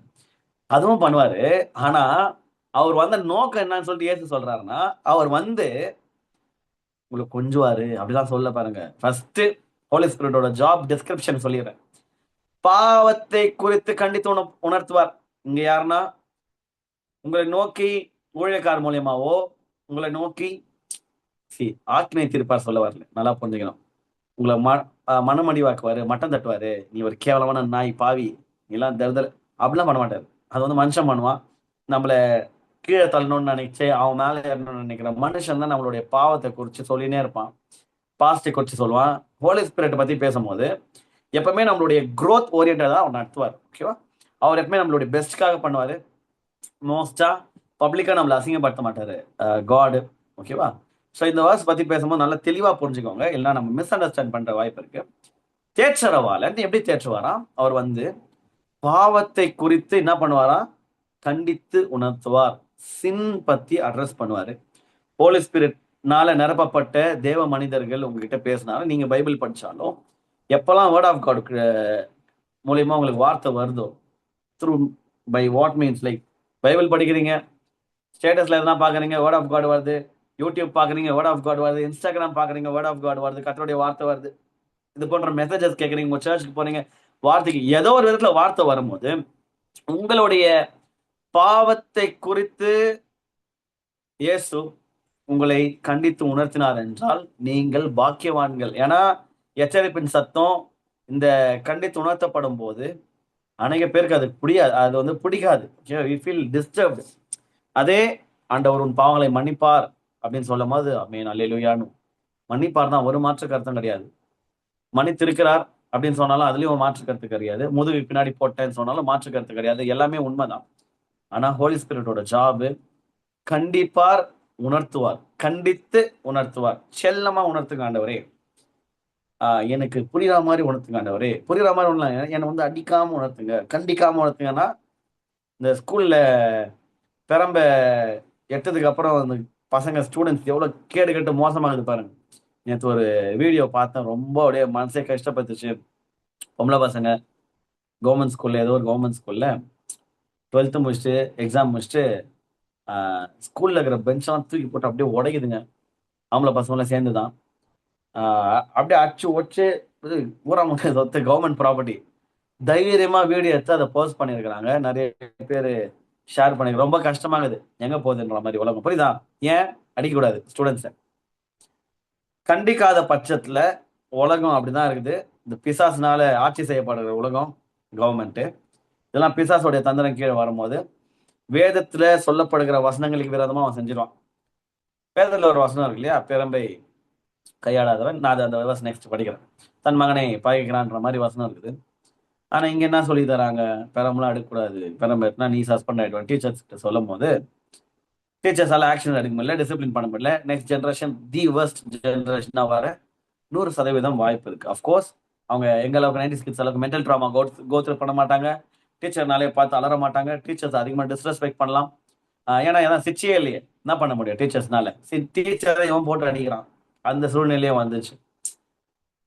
ஏன் அப்படின்னா, எங்க கண்டித்து உணர்த்துதல் இல்லையோ அங்க சீர்கேடு கன்ஃபார்மா இருக்கும். ஹோலி ஸ்பிரிட்டோட முக்கியமான வேலையை அவருக்கு பேர் என்ன வச்சிட்டாரு ஆண்டவர்? தேற்றரவாளன் வருவார். ரொம்ப நல்லது, ஸ்தோத்திரம் ஆண்டவரே. வருத்து நல்லதா என்ன பண்ணுவார் அப்படி? எனக்கு என்ன கிஃப்ட் எடுத்துன்னு வர்றாரு? ஆமா, 3 கிஃப்ட் இருக்குது. ஃபர்ஸ்ட் எடுத்துன்னு வர கிஃப்ட், உன் பாவத்தை குறித்து அவர் கண்டித்து உணர்த்துவார். இது எனக்கு பண்ணக்கூடாது அப்படின்னா ஹோலி ஸ்பிரிட்டோட வேலை எனக்கு வேணாம், ஆவியானவர் எனக்கு வேணாம்னு நீங்க சொல்ற மாதிரி. ஓகேவா? நம்ம என்ன நினைச்சுன்னு இருப்போம், அவரு ஃபாதர் காட் ரொம்ப டெரர் போல நினைச்சுன்னு இருப்போம். இயேசு லவ், ஹோலி ஸ்பிரிட் கூட ஓகே, பிதாவாகிய ஆக்சுவலா இவருடைய வேலை பாருங்க. அவர் உன்னுடைய பாவத்தை குறித்து கண்டித்து உணர்த்துவார். இப்ப நல்லா புரிஞ்சுங்க. பாவத்தை குறித்து கண்டித்து உணர்த்துகிற கர்த்தருடைய வார்த்தை வரும்போது நீங்க இனிமேலும் வசனத்தை தெரிந்த பின்பும் வேணாம் வேணாம் எனக்கு இது செட் ஆகல, இந்த பாஸ்ட் மெசேஜ் எல்லாம் கேட்க மாட்டேன்னா பெரிய தப்பு பண்றீங்கன்னு அர்த்தம். ஆவியானவர் உங்களை ரெஸ்கியூ பண்ண, காப்பாற்றுகிற ஒரு பணியில் அவர் ஈடுபடுறாரு. அதனாலதான் கண்டித்து உணர்த்துறாரு. ஊழியக்காரங்க மூலியமா, உங்களுடைய பேரண்ட்ஸ் மூலியமா, யாரோ ஒருத்தர் மூலியமா, எனக்கெல்லாம் எங்க ஒய்ஃப் மூலியமா, எங்க அப்பா அம்மா மூலியமா, யார் மூலியமா ஏதோ ஒரு விதத்துல வரும். மெயினா ஹோலி ஸ்பிரிட் பண்ணுவாரு, டைரக்டா கூட பண்ணுவாரு, பைபிள் வேர்சஸ் மூலியமா பண்ணுவார். கண்டித்து உணர்த்தும் போது ரிசீவ் பண்ணிக்காம, அம்மேன் ஆண்டவர் எனக்கு தான் ஆண்டவரே, தெரிஞ்சிச்சு ஆண்டவர் என்ன தான் சொல்றீங்க, நான் மாத்திக்கிறேன். ஆஜர் ஆகலைன்னா அடி வாங்கி ஆஜர் ஆகும். நல்லா புரிஞ்சுங்க. அப்பா கிட்ட அடி வாங்கிட்டு சேஃப். எப்படி? அதாவது வீட்டுல அடங்கா ஊர்ல அடங்கணும் தெரியுமா? நான் மட்டும் அப்பாவுடைய கையில, இயேசுவே நீங்க வச்சிருங்க அப்படின்னு சரண்டா ஆகிறது பெட்ரு. ஆகியானவரே என்ன சிச்சிக்கணும்னா நீங்க சிச்சிங்க. அது மிஸ் ஆயிட்டா பிசாசு கையில மாட்டிப்பான், அவன் ரொம்ப டேஞ்சர். ஏன்னா இவர் அச்சா நம்மளுடைய ஆத்மாவே, நம்மளோட உயிரை காப்பாற்ற மீட்டெடுக்க அடிப்பாரு. அவன் அடிக்கிறதுல நம்மளை சாவடிக்கணும், அழிவுக்கு நேரம் தள்ளணும், நரகத்துக்கு தள்ளணும்ன்றதுனால அவன் அடிப்பான். 2 பேருக்கும் டிஃபரன்ஸ் இருக்குது. ஓகேவா? அவன் நம்மள கொலை பண்ண ட்ரை பண்ணுவான். இவர் நீ செத்துறக்கூடாது, நீ உன் ஆத்மா சாகக்கூடாது, நான் காப்பாற்றணும், அதை நான் உன்னை அச்சாது கூட்டின்னு வரேன்னு சொல்லிட்டு ஏதோ ஒரு விதத்துல லவ்விங்கா ஆப்ரேட் பண்ண. தேற்றரவாளனுடைய தேற்றுதல் எப்படி இருக்குமா? பாவத்தை குறித்து கண்டித்து உணர்த்துவார். 2வது சின் குறித்து ஃபர்ஸ்ட், 2வது நீதியை குறித்து கண்டித்து உணர்த்துவார். இந்த நாள்ல நீதினா பாதியிலே ஓடிடுறாங்க. நீதியை குறித்து பிரசங்கிக்க போறேன் இன்னைக்கு. ரைச்சஸ்னஸ். ஓகேவா? ரைச்சஸா இருங்க, நீதி செய்யுங்க, நல்லது செய்யுங்க, நியாயமா இருங்க. இதெல்லாம் சொன்னா போய் பூமர்ன்ட்டு போயிடுறாங்க. பாத்தீங்களா எந்த அளவுக்கு உலகம் ரொம்ப மோசமா போயினுக்குது. இருந்தாலும் இவங்க என்னதான் சொன்னாலும், என்னதான் டேர்ம்ஸ் சொன்னாலும், என்னதான் சொன்னாலும் கர்த்தருடைய பிள்ளை அசராம அசையாம அவருடைய நியமங்களின்படி, அவருடைய கோட்பாடுகளின்படி, வேதம் சொல்கிற வார்த்தையும், வேதம் சொல்கிற தத்துவங்களையும், வேதத்துடைய குவாலிட்டி மாறாம, சாரமா, ஸ்டாண்டர்ட் மாறாம நம்ம ஓடினே இருக்கணும். இதைதான் போதிச்சுனே இருக்கணும். உலகம் எப்படி திரும்பினாலும் பரவாயில்ல, நம்ம அசராம ஓடினே இருக்கணும். ஏன்னா இதுதான் அவசியம், இதுதான் ஃபைனல் சே. ஓகேவா? God's word has the final say. உலகம் அல்ல, உலகத்துடைய மினிஸ்டர்ஸ் அல்ல, உலகத்துடைய பொலிட்டீஷியன்ஸ் அல்ல, உலகத்துடைய கவர்மெண்ட் அல்ல, உலகத்துடைய பிரின்சிபல்ஸ் இல்லை, உலகத்துடைய வேலை சிஸ்டம் இல்லை. வேத வாசனம் சொல்றதா அதன்படி நம்ம நடக்கலாம். இவர் தேற்றரவாளனுடைய தேற்றுதல் நீதியை குறித்து கண்டித்து உணர்த்தி நம்மளை தேற்றுவாராம். இது பாருங்களேன், பாவத்தை குறித்து கண்டித்து உணர்த்துவார். 2வது நீதியை குறித்து கண்டித்து உணர்த்துவார். 3வது ரொம்ப முக்கியம், ஜட்ஜ்மெண்ட், நியாய தீர்ப்பை குறித்தும் கண்டித்து உணர்த்துவார். எப்படி? நம்மளாம் நியாய தீர்ப்பை பத்தி மெசேஜ் வந்தா, ஐயோ இந்த மாதிரி இடத்துலலாம் தலையே காட்டக்கூடாதுப்பா, கிருபையை பத்தி பேசிட்டு போங்க, அன்பை பத்தி பேசிட்டு போங்க, எனக்கு இயேசுவின் கிருபை. நான் என்ன சொல்றேன், கிறிஸ்தவர்களை பார்த்து கேட்கிறேன், நல்ல நல்ல ஸ்ட்ராங் கிறிஸ்தவர்களை பார்த்து கேட்கிறேன், ஏசப்பாவுடைய லவ் பத்தி உங்களுக்கு தெரியாதா? ஏசு எவ்வளவு கிருபையில் வரணும் உங்களுக்கு தெரியாதா? வாழ்க்கையில அனுபவிச்சதே இல்லையா? அனுபவிச்சிருக்கிறோம். அப்புறம் ஏன் இன்னமும் கூட கிருபையின் சத்தியமும் அன்பின் சத்தியம் மட்டுமே ப்ரிஃபர் பண்றோம்? இது ரொம்ப முக்கியம். காட்ஸ் லவ் என் மேல எவ்வளவு இருக்குது, காட்ஸ் கிரேஸ் எவ்வளவு இருக்குதுன்றது ரொம்ப முக்கியம். ஆனா இதை மட்டுமே நான் தேடி நாடி போவேன். மெசேஜ் வந்து இதை பத்தி மட்டும் வந்தா மட்டும்தான் நான் கம்ஃபர்டபுளா ஃபீல் ஆகிறேன்னா நான் பெரிய தப்பு பண்றேன்னு அர்த்தம். ஏன்னா ஹோலி ஸ்பிரிட்டோட ஜாப் டிஸ்கிரிப்ஷன் 3 இந்த வசனத்தின் அடிப்படையில பிரைமரியா அவர் வந்து தேற்றவாளன் வருத்தம் நல்லதுப்பா, நான் உண்மையா சொல்றேன். அவர் வந்து பாவத்தை குறித்து கண்டித்து உணர்த்துவார், நீதியை குறித்து கண்டித்து உணர்த்துவார், நியாய தீர்ப்பை குறித்து கண்டித்து உணர்த்துவார்னா கிளாப் பண்ணி ஸ்தோத்திரம் தேங்க்யூலான்னு சொல்ல வேண்டிய கிறிஸ்தவர்கள் பேனிக் அவர் என்னது இதெல்லாம் பண்ணுவாரா? இதெல்லாம் நான் ஜெகன் பாஸ்டர் தானே பண்ணுவாருன்னு நினைச்சுக்கிறேன் அப்படின்னு நிறைய பேர் நினைச்சுக்கிறீங்க. அகஸ்டின் ஜபகுமார் ஐயா தானே இதெல்லாம் பண்ணுவாரு, அவங்க தானே இது போட்டு குமர் கஞ்சி காசு கொட்டுன்னு கொட்டுவாங்க. நல்ல நல்ல உபதேசியார்கள் அவங்களாம், நல்ல முன்னுதாரணமான போதகர்கள். உங்களுடைய சர்ச்சோடைய பாஸ்டருக்கு நான் யாருன்னு எனக்கு தெரியாது இல்லையா? அவர் பாவத்தை குறித்தும் நீதியை குறித்தும் நியாய தீர்ப்பை குறித்தும் உங்க சபையில பிரசங்கம் பண்ணியிருக்கிறாருன்னா முழுக்க முழுக்க பரிசுத்த ஆவியினால் நிரப்பப்பட்ட ஒரு போதகர்னு அர்த்தம். நான் சொல்றேன், உங்களோட ஐயா இந்த சப்ஜெக்ட் 3த்தையும் தொடாம போதிச்சிருந்தாருன்னா சேஃப் கேம் பிளே பண்றாங்க அப்படின்னு அர்த்தம். ஐ மீன் அவங்க நல்லவங்களா இருக்கலாம், அவங்களும் வேதத்துல இருந்து ப்ரீச் பண்றதா இருக்கலாம். ஆனா ஹோலி ஸ்பிரிட்டோட நரேட்டிவ், ஹோலி ஸ்பிரிட்டோட மூவிங், ஹோலி ஸ்பிரிட்னால் நிரப்பப்பட்டவர்கள் இதை டச் பண்ணாம ப்ரீச் பண்ண முடியாது. I am sorry. ஏன்னா இப்போ எனக்கு கூட ஆசை தான், அப்படியே கிறிஸ்துவின் அன்பை பற்றி மட்டும் நிறைய பேசியாச்சு, கிருபையை பற்றி மட்டும் நிறைய பேசியாச்சு. நன்மையுள்ள தேவன் நன்மையினால் நிரப்பார், நன்மையும் கிருபையும் தொடர கான்டெக்ஸ்டே அதான் நம்மளுடைய வாக்குத்தத்தமே, நன்மையும் கிருபையும் தொடரும்ட்டு போனா இங்க வந்து நிக்குது. ஏன் தேற்ற பண்ணணும்? ஆத்மா தேற்ற பண்ணணும் வார்த்தை, ஆவி ஆத்மா சரீரம் பரிபூர்ணமா நான் தேற்ற பண்ணணும்னா இது எனக்கு அவசியம். தேற்றவனோட வேலை என்னவா? பாவத்தை குறித்து கண்டித்து உணர்த்துவார், நீதியை குறித்து கண்டித்து உணர்த்துவார், நியாய தீர்ப்பை குறித்து கண்டித்து உணர்த்துவார். இந்த 3மே சேர்ந்த டீச்சிங் கேட்டீங்கன்னா உங்க பாஸ்டரை தயவு செஞ்சு அவர் நல்லா கனப்படுத்தி ஒரு விஷயம் சொல்லுங்க, ஐயா நீங்க ரொம்ப நல்ல பாஸ்டர், நீங்க கர்த்தரை ரொம்ப அதிகமா நேசிக்கிறீங்க. ஒரு பாஸ்டரு சபையை மட்டும் அதிகமா நேசித்தாருன்னு வைங்களேன், தப்பு பண்ண வாய்ப்பு இருக்குது. என்ன தப்பு தெரியுமா?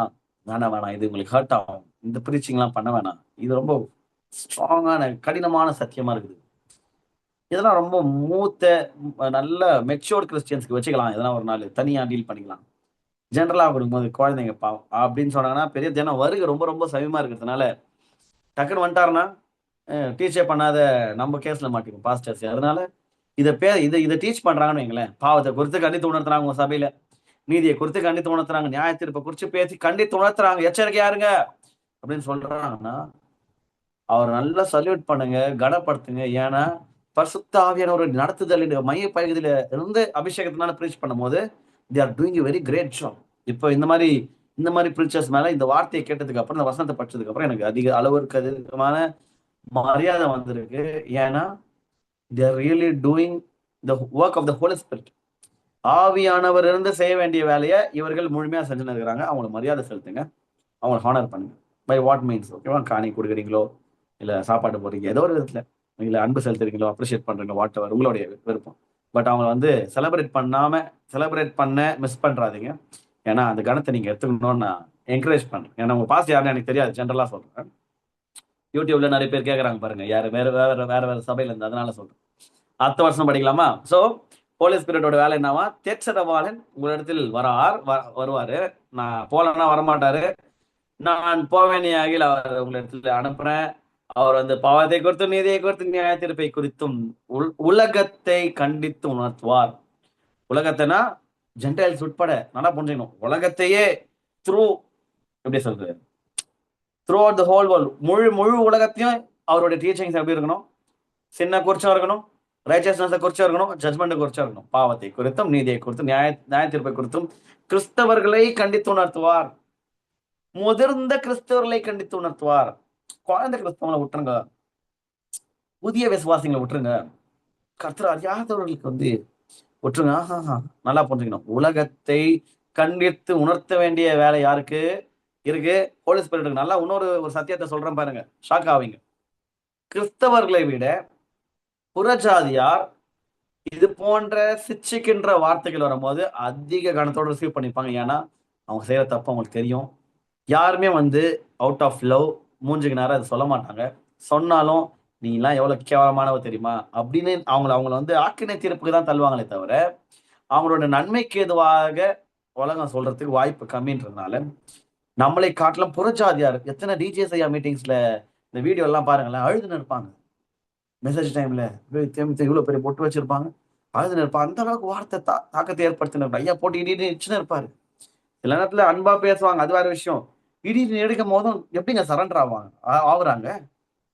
ஏன் பெரிய பெரிய பிரசங்கர்களோட மீட்டிங் பாருங்க, ரொம்ப ஸ்ட்ராங்கா பேசுறாங்க. பயமா இருக்குது. கிறிஸ்துவ நமக்கு என்னடா இவ்வளவு ஹார்டா பேசுறாரு, இந்த திட்டுறாருன்னு ஐயான்னு. பட் அங்க ரட்சிக ஐ மீன் கர்த்தரை அறியாதவர்கள் வந்திருப்பாங்க, அவங்க சரண்டர் ஆயிட்டு இருப்பாங்க. இந்த தெய்வம் உண்மையான ஒரு என்னை பத்தி பேசுற, என் மேல அக்கறை தானே பேசுறாங்க, அவங்களுக்கு புரியுது பாருங்க. அங்க இருந்து கன்விக்ஷனுக்கு வராங்க, ரட்சிக்கப்படுறாங்க, முழுக்க ஞானஸ்தானம் எடுக்கிறாங்க. அதுக்கப்புறம் ரொம்ப ஸ்ட்ராங் ஃபர்ம் பிலீவர்ஸ் ஆயிடுறாங்க. பாருங்களேன், உலகத்தை கண்டித்து உணர்த்துவார். உலகத்துல நீங்களும் நானும் இருக்கிறோம், நமக்கும் சேர்த்து புறஜாதரும் சேர்த்து எல்லாருக்கும் சேர்த்ததான வார்த்தை. ஹோலி ஸ்பிரிட் எல்லாருக்குள்ளயும் இப்படிதான் ஆபரேட் பண்றாரு. ஓகேவா? இந்த வசனத்தின் அடிப்படையில் 9th verse போலாம்.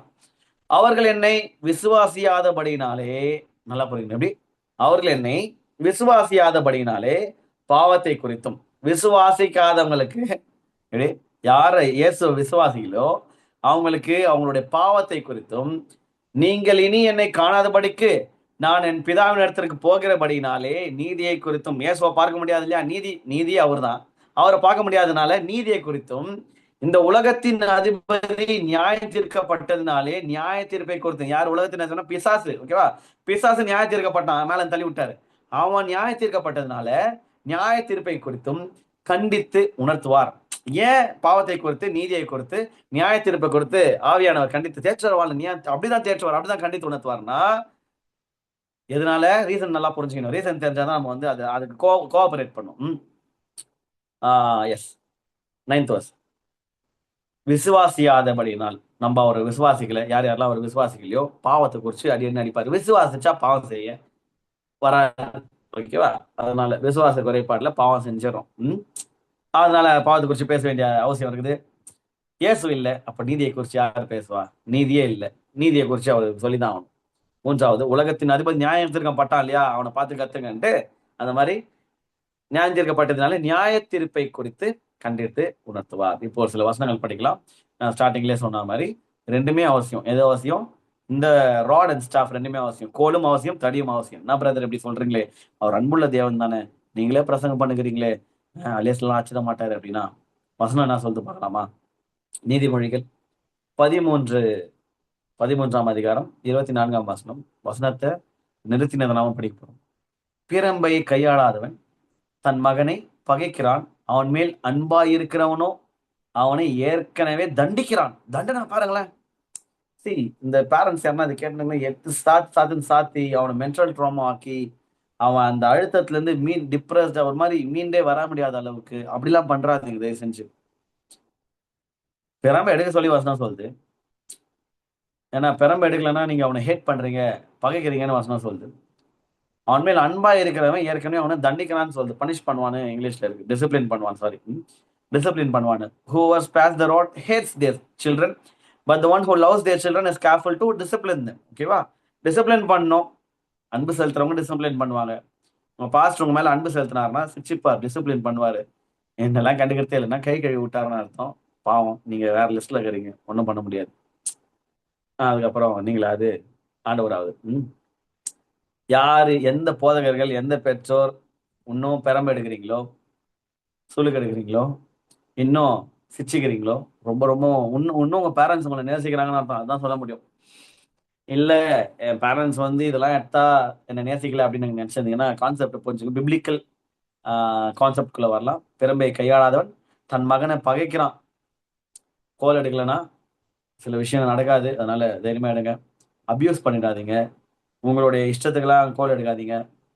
இந்த வசனத்தை தப்பா மிஸ்யூஸ் பண்ற நிறைய பேரண்ட்ஸ் எனக்கு தெரியும். நிறைய சாட்சிகள் நெகட்டிவா கேள்விப்படுறோம் வாலிபர்கள் கிட்ட இருந்து. ரொம்ப எமோஷனலா சும்மா வேற பிரச்சனை வந்து பசங்களை இதான் சாக்கு வச்சு நடிக்கிறது, சைக்கோ மாதிரி நடந்துக்கணும். இந்த வசனத்தெல்லாம் கோட் பண்ணக்கூடாது. வசனத்தின்படி வாழ்வது என்பது சரியான காரியங்களுக்கு சிக்ஷிக்கிறதுக்கு தான் இந்த வசனம் கொடுக்கப்பட்டது தவிர சும்மா நீங்க வேலையில எதுனா பாதிக்கப்பட்டு வந்து என்னுடைய ஸ்ட்ரெஸ் எங்க காட்டுறது போட்டு பசங்களை போட்டு பெல்ட்ல அடிக்கிறது, அந்த விதமான அபியூஸை பற்றிலாம் சரியா ஹேண்டில் பண்ணணும். அடிச்சாலும் சரியான விதத்துல அடிக்கணும். எந்த இடத்துல அடிச்சா அவங்க வந்து ரொம்ப நெகட்டிவா எதுவும் நடந்துடாத அந்த விதமான ப்ராப்பர் சிக்ஷைக்குள்ள வரணும். வசனத்தை தப்பா புரிஞ்சு நீங்க எதனா பண்ணிட்டு அப்புறம் ஆண்டவர் பேரை சொல்லி பண்றாதீங்க, தேவதூஷணம் ஆயிடும். திறமை கையாடவன் தன் மகனை பகைக்கிறான், அவன் மேல் அன்பா இருக்கிறவனோ அவனை ஏற்கனவே தண்டிக்கிறான் அப்படின்ற மாதிரி. So, எந்த லிஸ்ட்ல வரணும்னு ஆசைப்படுறீங்க? ஆவியானவர் இந்த லிஸ்ட்ல தான் வருவார். ஓகேவா? இப்போ ஒரு வசனம் படிக்கலாமா? எபிரேயர் 12:5 முதல் படிக்கலாம். அன்றியும் என் மகனே, ஏன் இந்த சிக்ஷை ரொம்ப முக்கியம்? மெய்ப்பனுக்கு ஆடோடைய நலனுக்காக அந்த ஏன் சிக்ஷை ரொம்ப முக்கியம் அப்படின்னா, கோலும் தடியும் ரெண்டுமே. என் மகனே, கர்த்தருடைய சிக்ஷையை அற்பமாக எண்ணாதே, அவரால் கடிந்து கொள்ளப்படும் போது சோர்ந்து போகாது. ஏன் தெரியுமா? நமக்கு வந்து சிக்ஷைலாம் பிடிக்காது, டிசிப்ளினிங்கே பிடிக்காது. எப்படி சொல்றது, நம்மளுடைய மேனுஃபேக்சர் டிஃபெக்ட் அது. அது அப்படிதான், நம்ம ஹியூமன் பீயிங்ஸ் அப்படிதான். அனிமல்ஸ் கூட தான், வேற வழி இல்லை, சங்கிலி போட்டோம், அதனால இருக்குது நாய், அதனால இருக்குது. சங்கிலி அவுத்து பாருங்களேன், உடனே ஓடுறோம், எங்கன்னா ஓடும், அது பாட்டு ஓடி வந்து இருக்கும். எங்கன்னா போயிட்டு பக்கத்து நாய்கிட்ட சண்டை போட்டுன்னு கடி வாங்கிட்டு வரோம், மூஞ்சி போதெல்லாம் கீஞ்சு போய் வரோம், எவனா மண்டி அடிச்சு உடைப்பான், எதனா நடக்குது பாருங்க. ஆண்டவர் ஏன் நிறைய நாங்களாம் நம்ம சிச்சிக்கிறாரு அப்படின்னா, எங்கன்னா போய் அடி வாங்கிட்டு வர போடுறான், கொஞ்சம் வேலி கொள்ளிடுறான். ஆடுகளை நம்மளுக்கு நம்மளுக்கு நிறைய கெட்டது தெரியாது, தவறான நண்பர்களோட போகக்கூடாதுன்னு சேரவே கூடாதுன்னு அலர்ட் பண்ணுவாரு. அதையும் தாண்டி போனா பளிச்சுன்னு ஒன்று விழும். அந்த மீட்டிங்க்கும் அந்த அந்த ஒரு ஃபங்க்ஷனுக்கும் அந்த ஒரு ஈவெண்ட்டுக்கு போக முடியாம இருக்கும். அன்னைக்கு பயங்கரமா சிக்காயிடுவோம். ஆண்டவர் என்ன பிடிக்கல பாரு அப்படின்னு நினச்சிக்காதீங்க. போனா நீ உன் உயிருக்கே ஆபத்து, உன்னை குறிச்சு அவ்வளவு நெகட்டிவா வச்சுருக்கிறாங்க, என்ன நினைச்சுன்னு இருக்கிறேன்ட்டு சொன்னாலும் புரியாது நமக்கு, புரிஞ்சுக்கிற நிலைமையிலும் இருக்க மாட்டோம். அதனால கோச்சுப்போம் ஆண்டவர் மேல. வசனம் சொல்லுது, மகனே மகளே, கர்த்தருடைய சிற்றை அற்பமா எண்ணாத, அவரால் கடிந்து கொள்ளப்படும் போது, எவ்வளவு வார்த்தை பாருங்க, கடிந்து கொள்ள வரான். கர்த்தர் கடிந்து கொள்ளப்படும் போது, அவரால் கடிந்து கொள்ளப்படும் போது சோர்ந்து போயிடாத. அடுத்த வசனம், கர்த்தர் எவனிடத்தில் அன்பு கூறுகிறார். அண்டர்லைன் இந்த வேர்ட் அன்பு. பாத்தீங்களா? எங்கெல்லாம் டிசிப்ளின் வருதோ, சிக்ஷன் வர இடத்துல லவ் தான் வருது. காட்லி டிசிப்ளின் பத்தி பேசுறேன். காட் டிசிப்ளின் பண்ற இடத்துல அன்பு தான். He is operating out of love, he is full of love. கர்த்தர் எவனிடத்தில் அன்பு கூறுகிறாரோ அவனை அவர் சிட்சித்து தாம் சேர்த்து கொள்ளுகிற எந்த மகனையும் தண்டிக்கிறார். இது என்னங்க, தான் சேர்த்து கொள்ளுகிற எந்த மகனையும் எப்படிங்க தண்டிக்க முடியும்? தண்டனை எப்படிங்க எப்படிங்க இது இப்படி நாங்க புரியலையேன்னு உங்களுக்கு நினைச்சீங்களா? புரியணும் புரியுற வரைக்கும் படிங்க. இதை நல்லா புரிஞ்சுங்க. எபிரேயர் 12:6 படிக்கிறோம். கர்த்தர் எவனிடத்தில் அன்பு கூறுகிறாரோ அவனை அவர் சிட்சித்து டிசிப்ளின் பண்ணி தாம் சேர்த்து கொள்ளுகிற எந்த மகனையும் தண்டிக்கிறார் என்று பிள்ளைகளுக்கு சொல்லுகிறது போல உங்களுக்கு சொல்லி இருக்கிற புத்திமதியை மறந்து, குழந்தைக்கு சொன்ன மாதிரி சொன்னேனே, இந்த புத்திமதியை மறந்துட்டீங்களே அப்படின்னு எழுதுறாரு பாருங்க இந்த ஆத்தர். அடுத்த வசனம், 7ஆம் வசனம், நீங்கள் சிச்சையை சகிக்கிறவர்களா இருந்தால். எப்படி சிச்சை என்ன பண்ணணுமா? அசட்டம் பண்ண விடாத முன்னாடி சொல்லி படிச்சிட்டோம். சகிக்கணுமா? சிச்சையை சகிங்க, ஏன்னா முடிவுல வந்து வேற லெவல் பெனிஃபிட் இருக்கு நமக்கு. நீங்கள் சிச்சையை சகிக்கிறவர்களா இருந்தால் தேவன் உங்களை புத்திரராக எண்ணி நடத்துகிறார். யார் அவருடைய புத்திரர்களாம்? பாத்தீங்களா? யாருங்க கத்து? நம்ம சொல்லிக்கிறோம் சும்மா, நான் வீம்புக்கிறோம். நான் கர்த்தருடைய பிள்ளை, நீ கர்த்தருடைய பிள்ளையா இல்லையான்னு தெரிஞ்சுக்கலாமா? லைவா டிடெக்ட் பண்ணலாமா? ஒன்னும் ஆன்சர் பண்ண, மனசுலயே ஆன்சர் பண்ணீங்க. கர்த்தர் சிச்சித்தால் நான் சகிச்சுப்பேன். இந்த வார்த்தை, இந்த ஸ்டேட்மெண்ட்டை சொல்ல முடியுமா யாருன்னா? என் நன்மைக்காக கர்த்தர் என்னை சிச்சித்தால், என்னை டிசிப்ளின் பண்ணார்னா பரவாயில்ல, நான் சகிச்சுக்கிறேன். இந்த ஸ்டேட்மெண்ட்டை தைரியமா யார் சொல்றாங்களோ அவங்க தான் கிறிஸ்தவர்கள், அவங்க தான் கர்த்தருடைய பிள்ளைகள். இந்த ஸ்டேட்மெண்ட்டை சொல்லாம கர்த்தருடைய பிள்ளைகள் சொல்லின்னு சொல்றாதீங்க. ஏன்னா நான் நீ சொல்றது எனக்கு என்ன, வசனம் அப்படி சொல்லுது. நீங்கள் சிற்சியை சகிக்கிறவர்களா இருந்தால் தேவன் உங்களை புத்திரராக எண்ணி நடத்துகிறார். காமெடி என்னன்னா, எனக்கு ஐஜியை தெரியும் ஆனா அவருக்கு எனக்கு தெரியாதுன்ற மாதிரி நான் சொல்லிக்கலாம். அவன் கர்த்தருடைய பிள்ளை சிற்சையெல்லாம் சகித்துக் கொள்ள மாட்டேன், எனக்கு அன்பு மட்டும் தான் வேணும், எனக்கு செல்லக்குட்டி பட்டுக்குட்டி தான் வேணும், சிற்சை டிசிப்ளின்லாம் வேணாம் அப்படின்னீங்கன்னா நீங்க தான் சொல்லிக்கணும் நான் கர்த்தருடைய பிள்ளை. அவர் உங்களை பார்த்து இவன் என் மகன், இவன் ஏன் மக அப்படின்னு மாற தட்டிக்கின்னு இந்த காலர் அப்படி தூக்கின்னு சொல்ல முடியுமா? காடு சொல்லணும்னா வசனம் சொல்லுது, யாரு சிச்சையை சகிக்கிறாங்களோ அவளை பார்த்து தேவன் உங்களை புத்திரராக எண்ணி நடத்துகிறாராம். என் பையன் பாயுது, நான் சிச்சிக்கும் போதும் இவன் அதுக்கு ஒத்துழைச்சு ஒன்றும் பேசாம ஒன்றும் பண்ணாம சகிச்சுக்கின்னு குழந்தை என் நல்லதுக்கு தான் அப்பா பண்றாரு புரிஞ்சுக்கின்னு சகிச்சுக்கு இந்த சகிப்புத்தன்மை ரொம்ப அவசியம் பாருங்களேன். சகித்து கொண்டு இருக்கிறவங்க ஆண்டவர் எப்படி பார்ப்பாரா தெரியுமா? அவர் உங்களை என்னையும் புத்திரராக எண்ணி நடத்துகிறான். பாத்துறீங்களா? அப்போ ஆப்போசிட், புத்திரரா எண்ண மாட்டாரு. என்ன பண்றது? கோஆபரேஷன் இல்லைன்னு வைங்களேன், டிசிப்ளினுக்கு ரொம்ப கஷ்டம். ரொம்ப கேவலமான ஒரு சந்ததியா அடுத்த சந்ததி வந்துடும். ஐ மீன் அந்த ஒத்துழைக்காத சந்ததியை சொல்றேன். தாவித சிச்சிக்காத தேவனா என்ன பொழக்கிறாரு பாருங்க. ஐயோ, இந்த வேர்டு வேற சொல்லினேங்கிறேன். என்ன எந்த அளவுக்கு டைட் பண்றாரு பாருங்க. தாவித பெரிய பெரிய பைபிள் ஹீரோஸ் எல்லாரும் பாருங்களேன், பயங்கர ஸ்டர்ன் டிசிப்ளினுக்குள்ள வராங்க. ரொம்ப கடினமாக இது முடியல அவங்களால. இருந்தாலும் அழைப்பு ரொம்ப பெருசு, டிசிப்ளினும் டைட்டா தான் இருந்தாங்க இல்லையா? அப்பதான் முடிவில் அது வேற லெவல் அவுட்புட் கிடைக்கும். நீங்கள் சிச்சையை சகிக்கிறவர்களா இருந்தால் தேவன் உங்களை புத்திரராக எண்ணி நடத்துகிறார். தகப்பன் சிச்சியாத புத்திரன் உண்டோ? யாரும் உலக ரீதியா சொல்ல முடியுமா? எங்க அப்பா ரொம்ப நல்லா இருப்பாங்க அவனை எனக்கு திட்டந்தே கிடையாதுன்னா அவர் நல்ல அப்பாலாம் கிடையாது. ஏன்னா என்ன கோளாறு பண்ணாமல இருந்துட்டு போனோம்லாம். நல்ல அப்பா சிச்சிப்பாங்க, நல்ல அப்பா டிசிப்ளின் பண்ணுவார், நல்ல அம்மா டிசிப்ளின் பண்ணுவாங்க. இதுல இன்னும் பண்ணல அப்படின்னா ஐ டோன்ட் நோ, நீங்க சேஃபா இல்லைன்னு நான் சொல்ல முடியும். ஓகே, 8ஆம் வசனம். எல்லாருக்கும் கிடைக்கும் சிச்சை உங்களுக்கு கிடையாது இருந்தால் நீங்கள் புத்திரராய் இல்லாமல் வேசி பிள்ளைகளா இருப்பீர்கள். கெட்ட வார்த்தை. நான் சொன்னேன்ல, மேல உங்களை சிரிச்சிக்கலன்னா எல்லாருக்கும் எல்லா பிள்ளைகளையும் இயேசு கர்த்தர் சிரிச்சிக்கிற மாதிரி உங்களை சிரிச்சிக்கலன்னா ஆவியானவர் மெயினா அப்படி வச்சுக்கலாம். ஆவியானவர் உங்களை எல்லார போலையும் சிரிச்சிக்கிற மாதிரி உங்களை சிரிச்சிக்கலன்னா ரொம்ப சந்தோஷப்படாதீங்க. ரொம்ப டேஞ்சர்ல இருக்கிறீங்கன்னு அர்த்தம். ரொம்ப கேவலம் பேசுறாரு பாருங்க. எவ்வளவு ஒரு ராவாகுது பாருங்க. Word of God. அதுதான் அழகு, பைபிளோட அழகே அதுதான். எல்லோருக்கும் கிடைக்கும் சிக்ஷை, டிசிப்ளின், கழிந்து கொள்ளுதல் உங்களுக்கு கிடையாது இருந்தால் நீங்க அந்த அப்பாவுடைய பிள்ளை கிடையாதான். நீங்கள் புத்திரரா இல்லை. அர்த்தம் உங்களை புத்திர என் பையன் என் பொண்ணுன்னு சொல்லிக்காரன். நான் சொல்லிக்க விரும்பல. நீ என் பையனே கிடையாது, என் பொண்ணே கிடையாது அப்படின்ற மாதிரி அவர் டிஸ்ஓன் பண்ண மாட்டாரு. பட் ஓன் பண்ணிக்க முடியாத ஒரு சூழ்நிலையில் இருக்கிறோம் பாருங்களேன். நீங்கள் புத்திரரா இராமல் வேசி பிள்ளைகளா இருப்பீர்களே அப்படின்னு சொல்லிட்டு வசனம் இருக்குது. நம்ம அவருக்கு பிறகல, அவருடைய அந்த நியூ பார்ன் பேப்டிசம் அவருக்கு பிறகலன்னா பேப்டிசம் சரியா முழுமையா இல்லையா என்னவோ. சிச்சைக்கு யாரெல்லாம் செவி கொடுக்கலையோ, கீழ்ப்படியிலையோ, அந்த அந்த சகிப்பு தன்மை இல்லையோ, ரொம்ப கேவலமா பைபிள் நம்மள அந்த மாதிரி பீப்புள் அட்ரஸ் பண்ணுது. நீங்க தயவு செஞ்சு அந்த லிஸ்ட்ல போயிடாதீங்க. படிக்க முடியல சில வார்த்தைங்க. அடுத்த வாசனம், 9ஆம் வசனம்.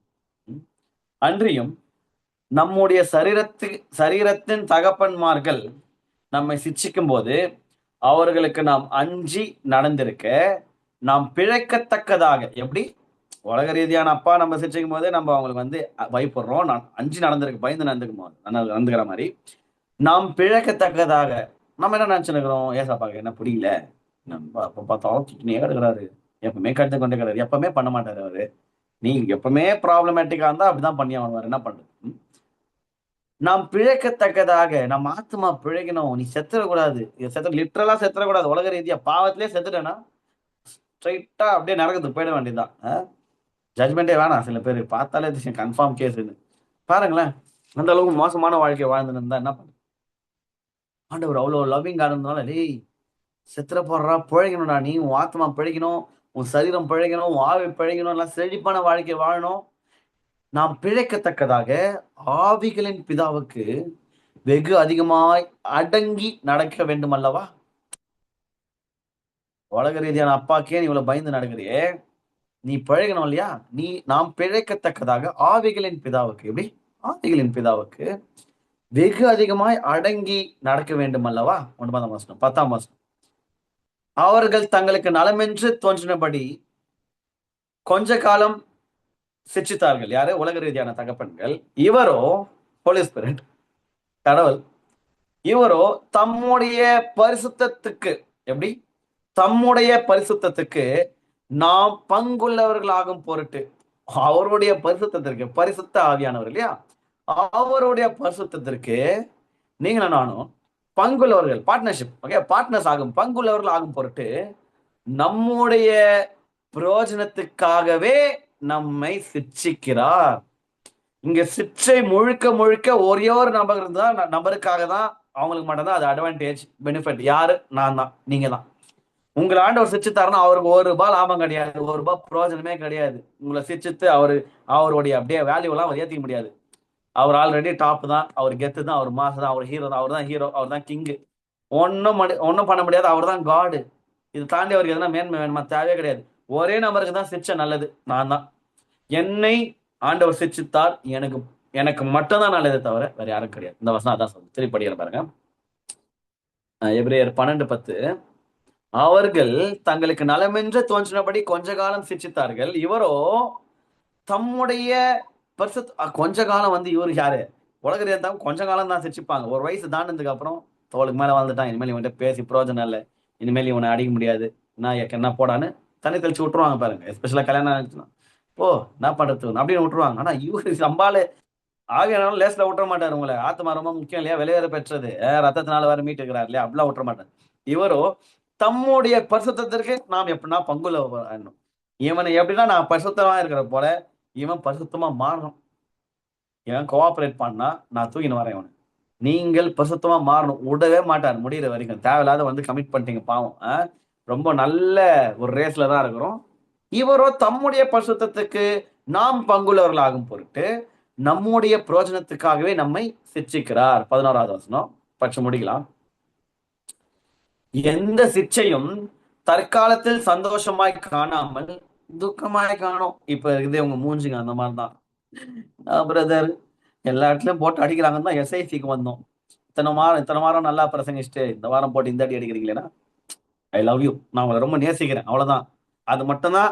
ஐ மீன் நான் இல்ல, ஆவியானவர் உங்களை ரொம்ப நேசிக்கிறதுனால தான் என் மூலியமா இந்த வார்த்தையை டெலிவர் பண்றாரு. God loves you. அதனாலதான் இந்த நாள்ல இங்க உங்களை உட்கார வச்சு இடி நடிக்கிறேன். இதெல்லாம் லவ் தான். ஓகேவா? நல்லா புரிஞ்சுக்கணும். ஏன்னா எந்த சிற்சையும் தற்காலத்திலே சந்தோஷமாய் காணாமல் துக்கமாய் காணும். ஆகிலும், இந்த ஆகிலும் ரொம்ப முக்கியம். ஆகிலும் பிற்காலம் தான் இங்க கீயே. பிற்காலத்தில் அதில் பழகினவர்களுக்கு, அதான் நீங்க அடிக்க வந்த நீங்க வரவே இல்லை, என்னப்பா இப்படிதான் ஜோம் பண்ணும், என்னப்பா என்ன எல்லாம் டிசிப்ளினே சரியா பண்றது இல்லை, ஒண்ணு நான் மாறிட்டேனா, நீங்க கை கழுவி விட்டுற போறீங்க, இந்த கதையே வேணாம், என்ன எப்படின்னா சிச்சுத்தாத ஆண்டவரே டிசிப்ளின் பண்ணி கூட்டுவாங்க, நான் கோஆபரேட் பண்றேன்னு சரண்டர் ஆவாங்க. சரண்டர் ஆயிட்டவங்களுக்கு அடி கம்மியா விழும். ட்ரை பண்ணி பாருங்க. ஆகிலும் பிற்காலத்தில் அதில் பழகினவர்களுக்கு அது நீதியாகிய சமாதான பலனை தருமா. நல்லா எவ்வளவு அழகான வார்த்தை, நீதியாகிய சமாதான பலனை தரும். நாங்க எப்படிங்க பழகினவங்களுக்கு, நல்லா சிற்சையை பழகினவங்களுக்கு எப்படி இருக்குமா? நீதியாகிய சமாதான பலன். அப்ப பலன் ஒண்ணு இருக்குது இல்லையா, பிற்காலத்துல ஏதோ ஒரு பலன் இருக்குது. அதனால இந்த காலகட்டத்துல பிரசன்ட் டைம்ல நடக்கிற சிற்சைய காட்லி டிசிப்ளினை ஒத்துழைங்க, ஜஸ்ட் கோஆபரேட் வித் காட். ஏன்னா பிற்காலத்துல நம்ம எல்லாருக்கும் பழகுனதுக்கு அப்புறம் அந்த டிசிப்ளின் தான் நல்லா பக்குவமா பழக அது நீதியாகிய சமாதான பலனை தரும். ஹல்லேலூயா. ஓகே, இப்ப நான் சொல்றதை புரிஞ்சுங்க. ரொம்ப கஷ்டமான வார்த்தைகள்லாம் கேட்டுக்கிறோம், சத்தியத்தை கேளாதபடிக்கு. அதனால எந்த வேர்ட் ஆஃப் காட் எப்படி வந்தாலும் அன்பா வருதோ, டிசிப்ளினா வருதோ, கடிந்து கொள்ளுதலா வருதோ, ஹக் பண்ற மாதிரி வருதோ, புழகிற மாதிரி வருதோ, நான் புழகிற சொன்னா அடிக்கிற மாதிரி வருதோ, சால்வையோ சாட்டையோ, சால்வையை போட்டு இதெல்லாம் தங்கம் அப்படின்னு சில நேரத்துல சாட்டி எடுத்து 2 போல பழுது 2 அடி அடிச்சு தப்பு நீ பண்றது அப்படின்னு சொன்னாலும் ரெண்டுத்தையும் இரு கரங்கள் கூப்பி சால்வை போட்ட நன்றி அப்பா அப்படின்னு எப்படி இப்படி சொல்லுவோமோ, அது போல சிரிக்கிறீங்களோ இல்லையோ, நன்றி ஆண்டவரே, நீங்க அடிச்சா நான் வாங்கிக்கிறேன், விசாசிகளை மட்டும் ஒப்பு கொடுத்துடாதீங்க அப்படின்னு மட்டும் ஜெபம் பண்ண கத்துங்க. சத்தியத்தை கேளாதபடிக்கு உங்கள் செவிகளை மூட வேண்டாம். இதை நாம் செய்தால் தேற்றுதலை தவற விடுகிறோம். தேற்றுறவனுடைய வேலையை குறித்து நம்ம டீட்டெயிலா படிச்சோம். உமது கோலும் உமது தடியும் என்னை தேற்றணும், ரெண்டும் ரொம்ப முக்கியம். வேணாம் பிரதர், சத்தியத்தெல்லாம் நான் கேட்க முடியாது, என் செவியை மூடிக்கிறேன் அப்படின்னா கர்த்தருடைய தேற்றுதலை நம்ம அவாய்ட் பண்றோம். எனக்கு தேற்றலாம் யாரும் தேவையில்லை, கிளம்புங்க அப்படின்னு சொல்ற மாதிரி அர்த்தம். ஓகேவா? ஓகே. சிற்சைக்கு கீழ்ப்படியாதபடிக்கு உங்கள் மனங்களை கடினப்படுத்த வேண்டாம் என்று நான் அன்பா உங்களுக்கு நான் சொல்றேன். ஏன்னா இதை நம்ம செஞ்சோம்னா சிற்சைக்கெல்லாம் கீழ்ப்படிய முடியாது, எல்லாம் நான் செட் ஆகாது பிரதர் நமக்கு அப்படின்னா, இந்த ஜோனை நம்ம எடுத்தோம்னா தேற்றுதலை தவறு விடுகிறோம் என்று அர்த்தம். ஒரு விஷயம் நல்லா புரிஞ்சுக்கோங்க, 3 வசனங்கள் நம்ம பார்த்தோம். கர்த்தர் என் மேய்ப்பராக இருக்கிறார், நான் தாழ்ச்சியடையேன். அவர் என்னை புல்லுள்ள இடங்களில் மேய்த்து அமர்ந்த தண்ணீர் என்று கொண்டு போய் விடுகிறார். அவர் என்னை ஆத்மாவை தேற்றுகிறார், தம்முடைய நமது நீதியின் பாதையில் நடத்துகிறார். இந்த 3 வசனம் வரைக்கும் எந்த விதமான நெகட்டிவ் டோனுமே இல்லை. ஏன் தெரியுமா? ஏன்னா பசுப்புல் மேய்ச்சல்லையும் அமர்ந்த தண்ணீர்களின் அண்டையிலையும் நமக்கு சிச்சை அவசியமே இல்லை. சேஃபா இருக்கிறோம். எப்போ மரண இருளின் பள்ளத்தாக்குல நம்ம நடக்கும் போது, இங்க கீழே மரண இருளின் பள்ளத்தாக்குல நான் நடக்கும்போது பொல்லாப்புக்கு பயப்படேன், ஏன்னா தேவரீர் என்னோட கூட இருக்கிறீர். நான் ஏன் பயப்பட மாட்டேன்னா, நீங்க என்னை காப்பாற்றுவீங்கன்னு தெரியும். உமது கோலும் உமது தடியும் என்னை தேற்றும். கண்டினியூஷன்ல தான் இருக்கும். நல்லா புரிஞ்சுக்கணும். ரிமெம்பர், எல்லா வசனங்களும் ஒரு இடத்துல நடக்குது. எங்க அப்படின்னா, valley of the shadow of death. போன வாரம் பார்த்தோம் இல்லையா? மரண இருளின் பள்ளத்தாக்குல யார் இருப்பான்னு சொன்னேன்? உங்களுடைய சத்துருக்கள் இருப்பாங்க. உங்களை எப்பதான் கர்ச்சிக்கிற சிங்கம் போல யாரை விழுங்கலாமா என்று வகை தேடி சொன்னல அப்படி இங்க வந்து நிற்பான். அந்த மாதிரி நம்மளை பார்த்து முறைக்கிற நபர்களுக்கு முன்பதாக அவன் நம்மளை பலாரம் அடிக்கிறதுக்கு முன்னாடி வேற ஒரு அடியை விழும். என்ன பண்ணின்னு இருக்க, என் கிட்ட வா, அவன் மூஞ்சி முன்னாடி போய் முறைச்சுனுக்கிற அப்படின்ற மாதிரி. யாரு? தகப்பனின் சிக்ஷை, மேய்ப்பனின் சிக்ஷை. கம்மியா என்ன ஆபத்துன்னு தெரிஞ்சு அவளை கிட்ட போய் கொஞ்சம் இருக்கிற, என்ன ஆபத்துன்னு தெரிஞ்சவன் போய் கொழா வேணும் இருக்கிற, ஆபத்தான மனிதர்கள் தெரிஞ்சு, தவறான நபர்கள் தெரிஞ்சு என்ன பழக்க வழக்கம் வேண்டி கிடக்குது, என்ன ஹாய் வேண்டி கிடக்கு, என்ன ஹலோ வேண்டி கிடக்கு, என்ன வாய்ஸ் கால், என்ன வீடியோ கால் வேண்டி கிடக்கு, புரியல, என்ன மீம்ஸ் அமிச்சு what are you even doing ma'am அப்படின்னு சொல்லிட்டு தகப்பனுடைய மேய்ப்பனுடைய அடி ஊந்துச்சுன்னா எச்சரிக்கையா இருக்கு. Oh my God, thank you Lord. நல்லா நான் அலர்ட் ஆகாம பிசாசு அப்படியே அப்படியே கொஞ்சி கொலாவும் போது அப்படியே எப்போ யாரு கொஞ்சி கொலாவா பாம்பு அப்படியே போட்டு நல்லா செல்லமா சுத்தம். சில அனிமல்ஸ் மலைப்பாம்புங்க சுத்தம் போதே நல்லா சுகமாக ஒரு போட்டு ஒரு நெருங்க பாருங்க, யார் நினைச்சாலும் எஸ்கேப் ஆக முடியாது. எவ்வளவு பெரிய அனிமல் நினைச்சாலும் அவர் போட்டு அந்த போன் டைட் பண்ணும். அந்த மாதிரி ஓநாய்ங்க, சில கரடிகள், சில சிங்கங்கள் நம்மளை சுத்தி அன்பு செலுத்துற மாதிரியே அப்படியே செல்லமா அப்படியே இப்படி இப்படி இப்படி வரும். வரும்போது நல்லா தானே இருக்குது, அதுல பாவம் அதுவும் நம்ம ஃப்ரெண்டு தான் நினைச்சுக்கிறீங்கன்னா எச்சரிக்கையா இருங்க. டக்கு நீங்க சங்க புடிச்சாதான் தெரியும். அப்பா அது முன்னாடி பலிச்சும் வைப்பாரு, எங்க வா வா வா வா, என்ன பண்ணிட்டு இருக்கு, what are you doing, warnings வரும். கர்த்தருடைய பிள்ளைகள் நிச்சயமா வார்ன் பண்ணுவார், வேணாம் சேராது, அந்த நம்பர் வேணாம், அந்த உறவு வேணாம். அவங்க கிறிஸ்தவர்களா கூட இருக்கலாம், யாருக்கு தெரியும். உங்களுடைய நலன் கருதாதவர்கள், உங்களுடைய ஃபியூச்சருக்கு அவங்க அசட்டா இல்லை, ஒரு நல்ல ஒரு வேலையை ஏற்படுத்தக்கூடிய நபரா இல்லைன்னா தூக்கிடுவார். தூக்கத்தை தூக்கிடுவாருன்னா அவரே தூக்க மாட்டாரு. சில நேரங்களில் வந்து நீ வெளியே வாப்பான்னுவாரு. கீழ்ப்படையில்னா அடி வாங்கிக்கிறதுக்கு. ஏன்னா இந்த கோலும் தடியும் தேற்றும் சொல்லிட்டு இந்த சிச்சை இதெல்லாம் எங்க வருதுன்னு பாத்தீங்களா? நல்லா 4ஆம் வசனத்துல மரநீர்லின் பள்ளத்தாக்குல நடக்குதுங்க. பசும்புல் மேய்ச்சல்லையும் அமர்ந்த தண்ணீர்லையும் இந்த சிச்சை நமக்கு தேவைப்படல. ஆனால் எதிரிகள் நம்மை சுற்றி இருக்கும் போது அவர்களிடம் நாம் சிக்கிக் கொள்ளாமல் இருக்க கோலும் தடியும் மிக அவசியம். நம்மை காப்பாற்றும். சரி, நம்மளா இல்ல பிரதர், இல்ல ஆண்டவரே விட்டுருங்க, நான் போறேன்னா டப்பு டிப்புன்னு வாடா, என்ன அப்படிலாம் உன விட்டுற முடியாது. அப்படிலாம் என்ன ஆத்துமா ரொம்ப வெளியேறு பெற்றது, என்ன அப்படிலாம் நீ இஷ்டத்துக்கு போனா என்ன அர்த்தம்? நம்மளுடைய ஃப்ரீவில் எல்லாம் அவர் விருப்பப்படுவார் தான். முடிஞ்ச அளவுக்கு முடிஞ்ச அளவு ட்ரை பண்ணுவார். எக்ஸ்ட்ரீம் அவர் கையில கொடுப்பாரு. தங்க வேணாம் தங்கம், போயிடாத தங்கம், வேணாம் தங்கம், நீ எனக்கு ரொம்ப முக்கியம் தங்கம், போயிடாத தங்கம். அதையும் தாண்டி போனா கைவிடப்பட்டவர்களாயிடுவோம். ஆண்டவர் கை உள்ள நல்லா புரிஞ்சுக்கணும். நம்ம கையை விட்டு போயிட்டு அதுக்கப்புறம் அடி வாங்கினும் வந்துட்டா ஓகே, திருப்பி பிசாசுகிட்ட மாட்டிக்கின்னு அடி வாங்கினு வந்துட்டா திருப்பி ஸ்தோத்திரம் வந்துட்டா ஏத்துப்பாரு, நல்ல தகப்பன் இல்லையா? வர முடியலன்னா பிசாசுகிட்ட போயிட்டு செத்துக்கிட்டு போயிட்டோம்னா அது மட்டும் மைண்ட்ல வச்சுங்க. என்ன பிரதர் அபசகமா பேசுன்னு நினைச்சுக்காதீங்க. பாவத்திலேயே கத்தரை விட்டு தூரம் போயிட்டு பாவத்திலேயே செத்துட்டோம்னு வைங்களேன், டைரக்ட் நரகத்துல மீட் பண்ணலாம் பாய் அப்படின்ற மாதிரி ஆயிடும். ஆண்டவர் எச்சரிக்கையா இருங்க. உயிரோடு இருக்கிற வரைக்கும் தான் நமக்கு வாய்ப்பு. என்னதுக்கு? பாவ மன்னிப்புக்கு, ரிப்பன்டன்ஸ்க்கு, நல்லா ஆண்டவர் முன்னாடி நல்லா வாழ்ந்து காட்டுறதுக்கு. ரட்சிப்பு நிறைவேற பிரயாசப்படுங்கள்னு வசனம் இருக்கு. ரட்சிப்பு நிறைவேற அனுதினம் பிரயாசம் பண்ணணும். மூழ்கி ஞானசனம் எடுத்துட்டு வந்துட்டோம், ஃபர்ஸ்ட் ஸ்டெப் எடுத்து வச்சிட்டோம். பட் ரட்சிப்பு நிறைவேறணும், நிகழ்கால ரட்சிப்பு. அப்பதான் எதிர்காலத்துல வந்து அவருடைய வருகையில ஏற்றுக்கொள்ளப்பட முடியும். இவ்வளவு பெரிய ஒரு ஓட்டத்துல இருக்கும் போது அவர் கையை விட்டு ஓடி போறதுலாம் ரொம்ப பிளண்டரு, ரொம்ப பேசிக் எரரு. கிறிஸ்தவர்கள் யாரும் அதை பண்றாதீங்க. இந்த சத்தத்தை கேட்கிற யாரும் அதை பண்றாதீங்க. எவ்வளவு அடி வாங்கினாலும் பரவாயில்லங்க, அப்பா கையை விட்டுறாதீங்க, அப்பா கையை விட்டுறாதீங்க. கையை பிடிச்சாலே அடிக்கிறார் பிரதர், பரவாயில்ல வாங்கிடுங்க. அவன் பிடிச்சா நெருங்கிடுவான், சங்குதான் ஸ்ட்ரீட்டா கட்சி தூக்கி போட்டு போய் நேரம். அவனுக்குலாம் நம்ம ஒரு மேட்ரே கிடையாது, நம்ம ஒரு மேட்ரே கிடையாது. ஐ மீன் நம்மளை பார்த்து பொறாமப்படுவான். ஏன்னா நம்ம கத்தரை துதிக்கிறோம், அவன் இருந்த இடம் பொறாம. ஐ மீன் நம்மளாம் பிசாசோட ராஜ்யத்துக்கு ஒன்றும் பண்ண போறது இல்லை. எப்போ யாரை விழுங்கலாமா அவள் தான் கோல். அவனுக்கு கட்சிக்கிற யாரை விழுங்கலாம் இன்னைக்கு இவன் மாட்டான. நம்மள மாதிரி ஆளுங்கலாம் பயங்கர ரிஸ்க். அவனுடைய ராஜ்யத்தையே ஒரு ஒரு மெசேஜ்ல காலி பண்றோம்னாலாம் என் மேல ரொம்ப காண்டில் இருப்பான். எனக்கு நல்லா தெரியும். நீங்களும் அப்படிதான். உங்களுடைய ஒரு நல்நடத்தையே போதும் உலகத்தையே கலக்கிடுவீங்க. நீங்க ஒரு ஆள் போதும் அநேக ஆத்துமாக்களை ஆதாயப்படுத்துவீங்க. நீங்க ஒரு பர்சன் பெரிய இம்பாக்டா கர்த்தருடைய ராஜ்யத்திற்கு நல்ல விதமா ஏற்பாடு பண்ணலாம். பிசாசின் ராஜ்யத்திற்கு பயங்கர பெரிய டேமேஜ் ஏற்பாடு பண்ணலாம். 1000 ஆத்மாக்கள் அசால்ட்டா தூக்கின்னு வந்துட முடியும் உங்களால. ம். 1000 விட்டுருங்க. ஒரே ஒரு ஆத்மா அவனோட அவன் அவன் அவன் வாயில இருக்கிற ஒரு ஆத்மா அப்படி தூக்கின்னு வந்துட்டேன்னா சம காண்டாயிடுவானா இல்லையா? அப்போ எவ்வளவு பெரிய ஒரு ஒரு சீரியஸான இடத்துல மரண இருளின் பள்ளத்தாக்குல தான் நம்ம இருக்கும். ஆனா பயப்படக்கூடாதுன்னு சொல்லுவார். ஏன்னா பொல்லாப்புக்கு பயப்பட தேவரீர் என் கூட இருக்கிறீங்க. அவர் கூட இருந்தாதான் பயப்படாம இருக்கும். அதுதான் சொல்லுவார். ஏன்னா அவருடைய கோலும் அவருடைய தடியும் தேற்றும். தேற்ற அலோ பண்ணுங்க. ஓகேவா? நம்மை காக்க எந்த எக்ஸ்ட்ரீம் வேணும்னா போறவர் அவரு. ஏன்னா உயிரே தந்து நம்ம ஆத்மாவை மீட்ட தேவன் அவர்.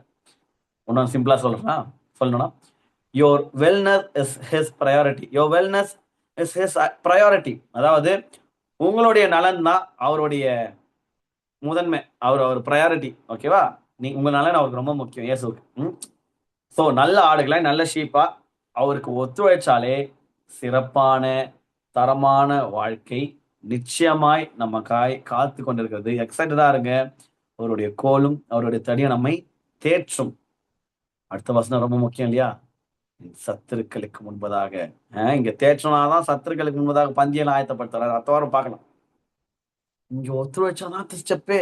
நிறைய பேர் என்ன பண்ணிருப்போம், ஸ்ட்ரெயிட்டா இந்த சிச்சையெல்லாம் அப்படியே கிராஸ் பண்ணிட்டு பயப்பட மாட்டேன் தேவன் என் கூட இருக்கிறீர் என் சத்திரங்களுக்கு முன்பதாக எங்க போறீங்க நடுவில் இருந்துச்சு கோலம் தடி தேட்டரும் ஸ்கிப் பண்றது அப்படியே தேட்டத்துல கோல் தண்ணிக்கெல்லாம் நம்ம வேலை ஆகுதுப்பா, சிச்சையெல்லாம் நமக்கு செட் ஆகாதுன்னு இங்க கிராஸ் ஆனாதான் அடுத்த ஸ்டெப்பே. சத்துருகளுக்கு முன்பதாக பந்தி ஆயத்தப்பட்டாலே எண்ணெய் அபிஷேகம் அடுத்ததுதான். எண்ணெயில அபிஷேகம் பண்ணிக்கிறது, பாத்திரம் நிரம்பி வழிகிறது, ஜீவனுள்ள நான்லாம் நானும் என் கிருபையும் தொடரும். இங்க போனோம்னா 4வது வசனத்தை முடிச்சாதான் 6க்கு பொறுத்து வாக்குத்தத்தம் கூத்தி 4 என் நன்மையும் கிருபையும் தொடரும். சத்தியமா தொடரும், கன்ஃபார்மா தொடரும், மாற்று கருத்தே கிடையாது. ஆனா ஹைரார்கியில பார்க்கும் போது யாருக்கு தொடரும்? கர்த்தரை என் மேய்ப்பனாய் கொண்டார், நான் தாழ்ச்சி அடையேன். அப்புறம் புல்லுள்ள இடங்கள் மேய்த்திடலாம், அவரை நாத்துமாய் தேய்ச்சிதான். நான் மரலேன் பள்ளத்தாக்கிலே நடந்தாலும் பொல்லாப்புக்கு பயப்படேன், தேவனே என் கூட இருக்கிறேன். கோலும் தடியும் யாரை தேய்ச்சதோ 4th verse தாண்டாதான் 5 and 6க்கு போக முடியும். வாக்கு தத்துவம் சும்மா அச்சு விட்டு போற ஆள் கிடையாது. நான் தான் டீச் பண்றோம். ஒன்னா கூட சேர்த்து பயணிங்க. 6ஆம் வசனம் தான் நம்மளுடைய வாக்கு தத்துவம். அப்படியே அப்ளை பண்றோம், விசுவாசிக்கிறோம், வாங்கிக்கிறோம். ஃபர்ஸ்ட் வர்ஸ்ல இருந்து தாவீது என்ன டீச் பண்ணிருக்கா அதன்படி நடந்து தாவீதோட மனநிலையில தாவீது என்னெல்லாம் டியூன் ஆயிட்டு என்ன சிச்ச புள்ளையே இறந்துடுறாருங்க. புள்ளையே அவரு என்ன பண்ணாரு?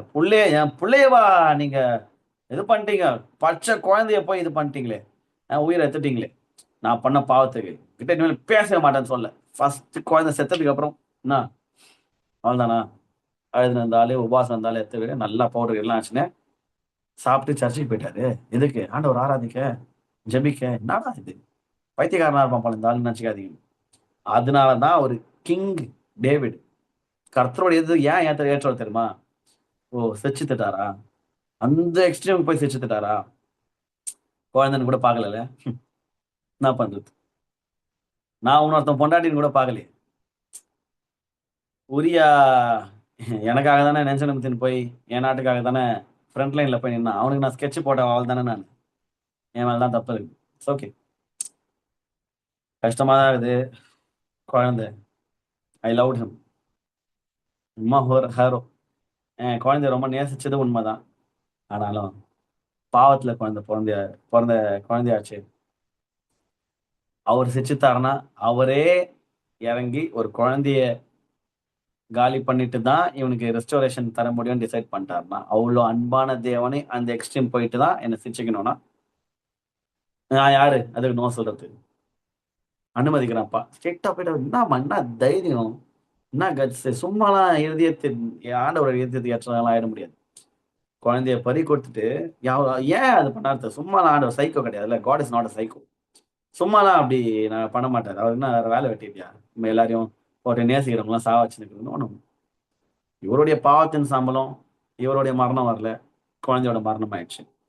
கிரேஸ் எப்படி ஆப்ரேட் ஆகுது பாருங்க. அதே சந்ததியெல்லாம் செல்லம் விட்டுற மாட்டேன், செல்லம் கவலைப்படாத, ஒண்ணு போச்சா அடுத்தது வெயிட்டா வரும். சாலமோன் வந்து சாலமன் சந்ததியில் தான் நான் வர்றேன். 4 மனைவிகள் இல்லையா? எந்த பையனுடைய வம்சத்துல வந்தாலே ஒரு தாவீதின் குமாரன் தான். ஆமாவா இல்லையா? எந்த மனைவியோடைய மகனுடைய வம்சத்துல இவர் பிறந்திருந்தாலும் தாவீதின் குமாரன் தான். ஆனா உரியாவின் மனைவியாகிய பத்சேபாலுக்கு பிறந்த சாலமோன், அவனுடைய மகன் இவர் அந்த வம்சத்துல இயேசு பிறக்கிறாருன்னா சிச்சித்து சீர்படுத்துவார். அடியும் போடுவார், ஆயின்மெண்ட்டும் போடுவார். அந்த மாதிரி ஆள் அவரு. காயம் கட்டி காயங்களை ஆற்றுகிற தேவன். எல்லாத்துக்கு பின்னாடியும் ஒரே ஒரு இன்டென்ஷன் தான். என்னது? லவ். அன்பு, அன்பு, அன்பு மாத்திரமே. அந்த அன்பிற்கு செவிசாயங்கள், அன்பிற்கு ஒத்துழைங்கள். All encourage just cooperate with God. Just cooperate. ஒத்துழைங்க. பெரிய காரியங்களை கத்து நம்ம வாழ்க்கையில் செய்வாரு. பிரம்மாண்டமான நன்மைகளும் கிருபைகளும் நம்மளை பின்தொடர போகிறது. நல்லா மறந்துடாதீங்க, ஒரு விஷயத்த மறந்துடாதீங்க. கோலையும் கட்டி போச்சுக்கோங்க, தடியையும் கட்டி போச்சுக்கோங்க. கோலை கொண்டு ட்ரீட் பண்ணாலும் என்ஜாய் பண்ணுங்க, தடியை கொண்டு ட்ரீட் பண்ணாலும் நம்மளை ட்ரீட் பண்ணலாம், என்ஜாய் பண்ணுங்க. ரெண்டுத்துலயும் பயங்கரமான மகிமை இருக்குது, பயங்கரமான மேன்மை இருக்கு. கர்த்தர் உங்களை ஆசீர்வதிப்பாராக. நம்ம நெக்ஸ்ட் வீக் சந்திக்கலாம். இதோட கண்டினியூஷன் இருக்கு. எக்ஸைட்டடா வாங்க. பிரம்மாண்டமான வெளிப்பாடுகளோட நம்ம நெக்ஸ்ட் வீக் சந்திக்கலாம். Thank you so much. God bless you all. நான் ரெக்கார்டிங் ஸ்டாப் பண்றேன்.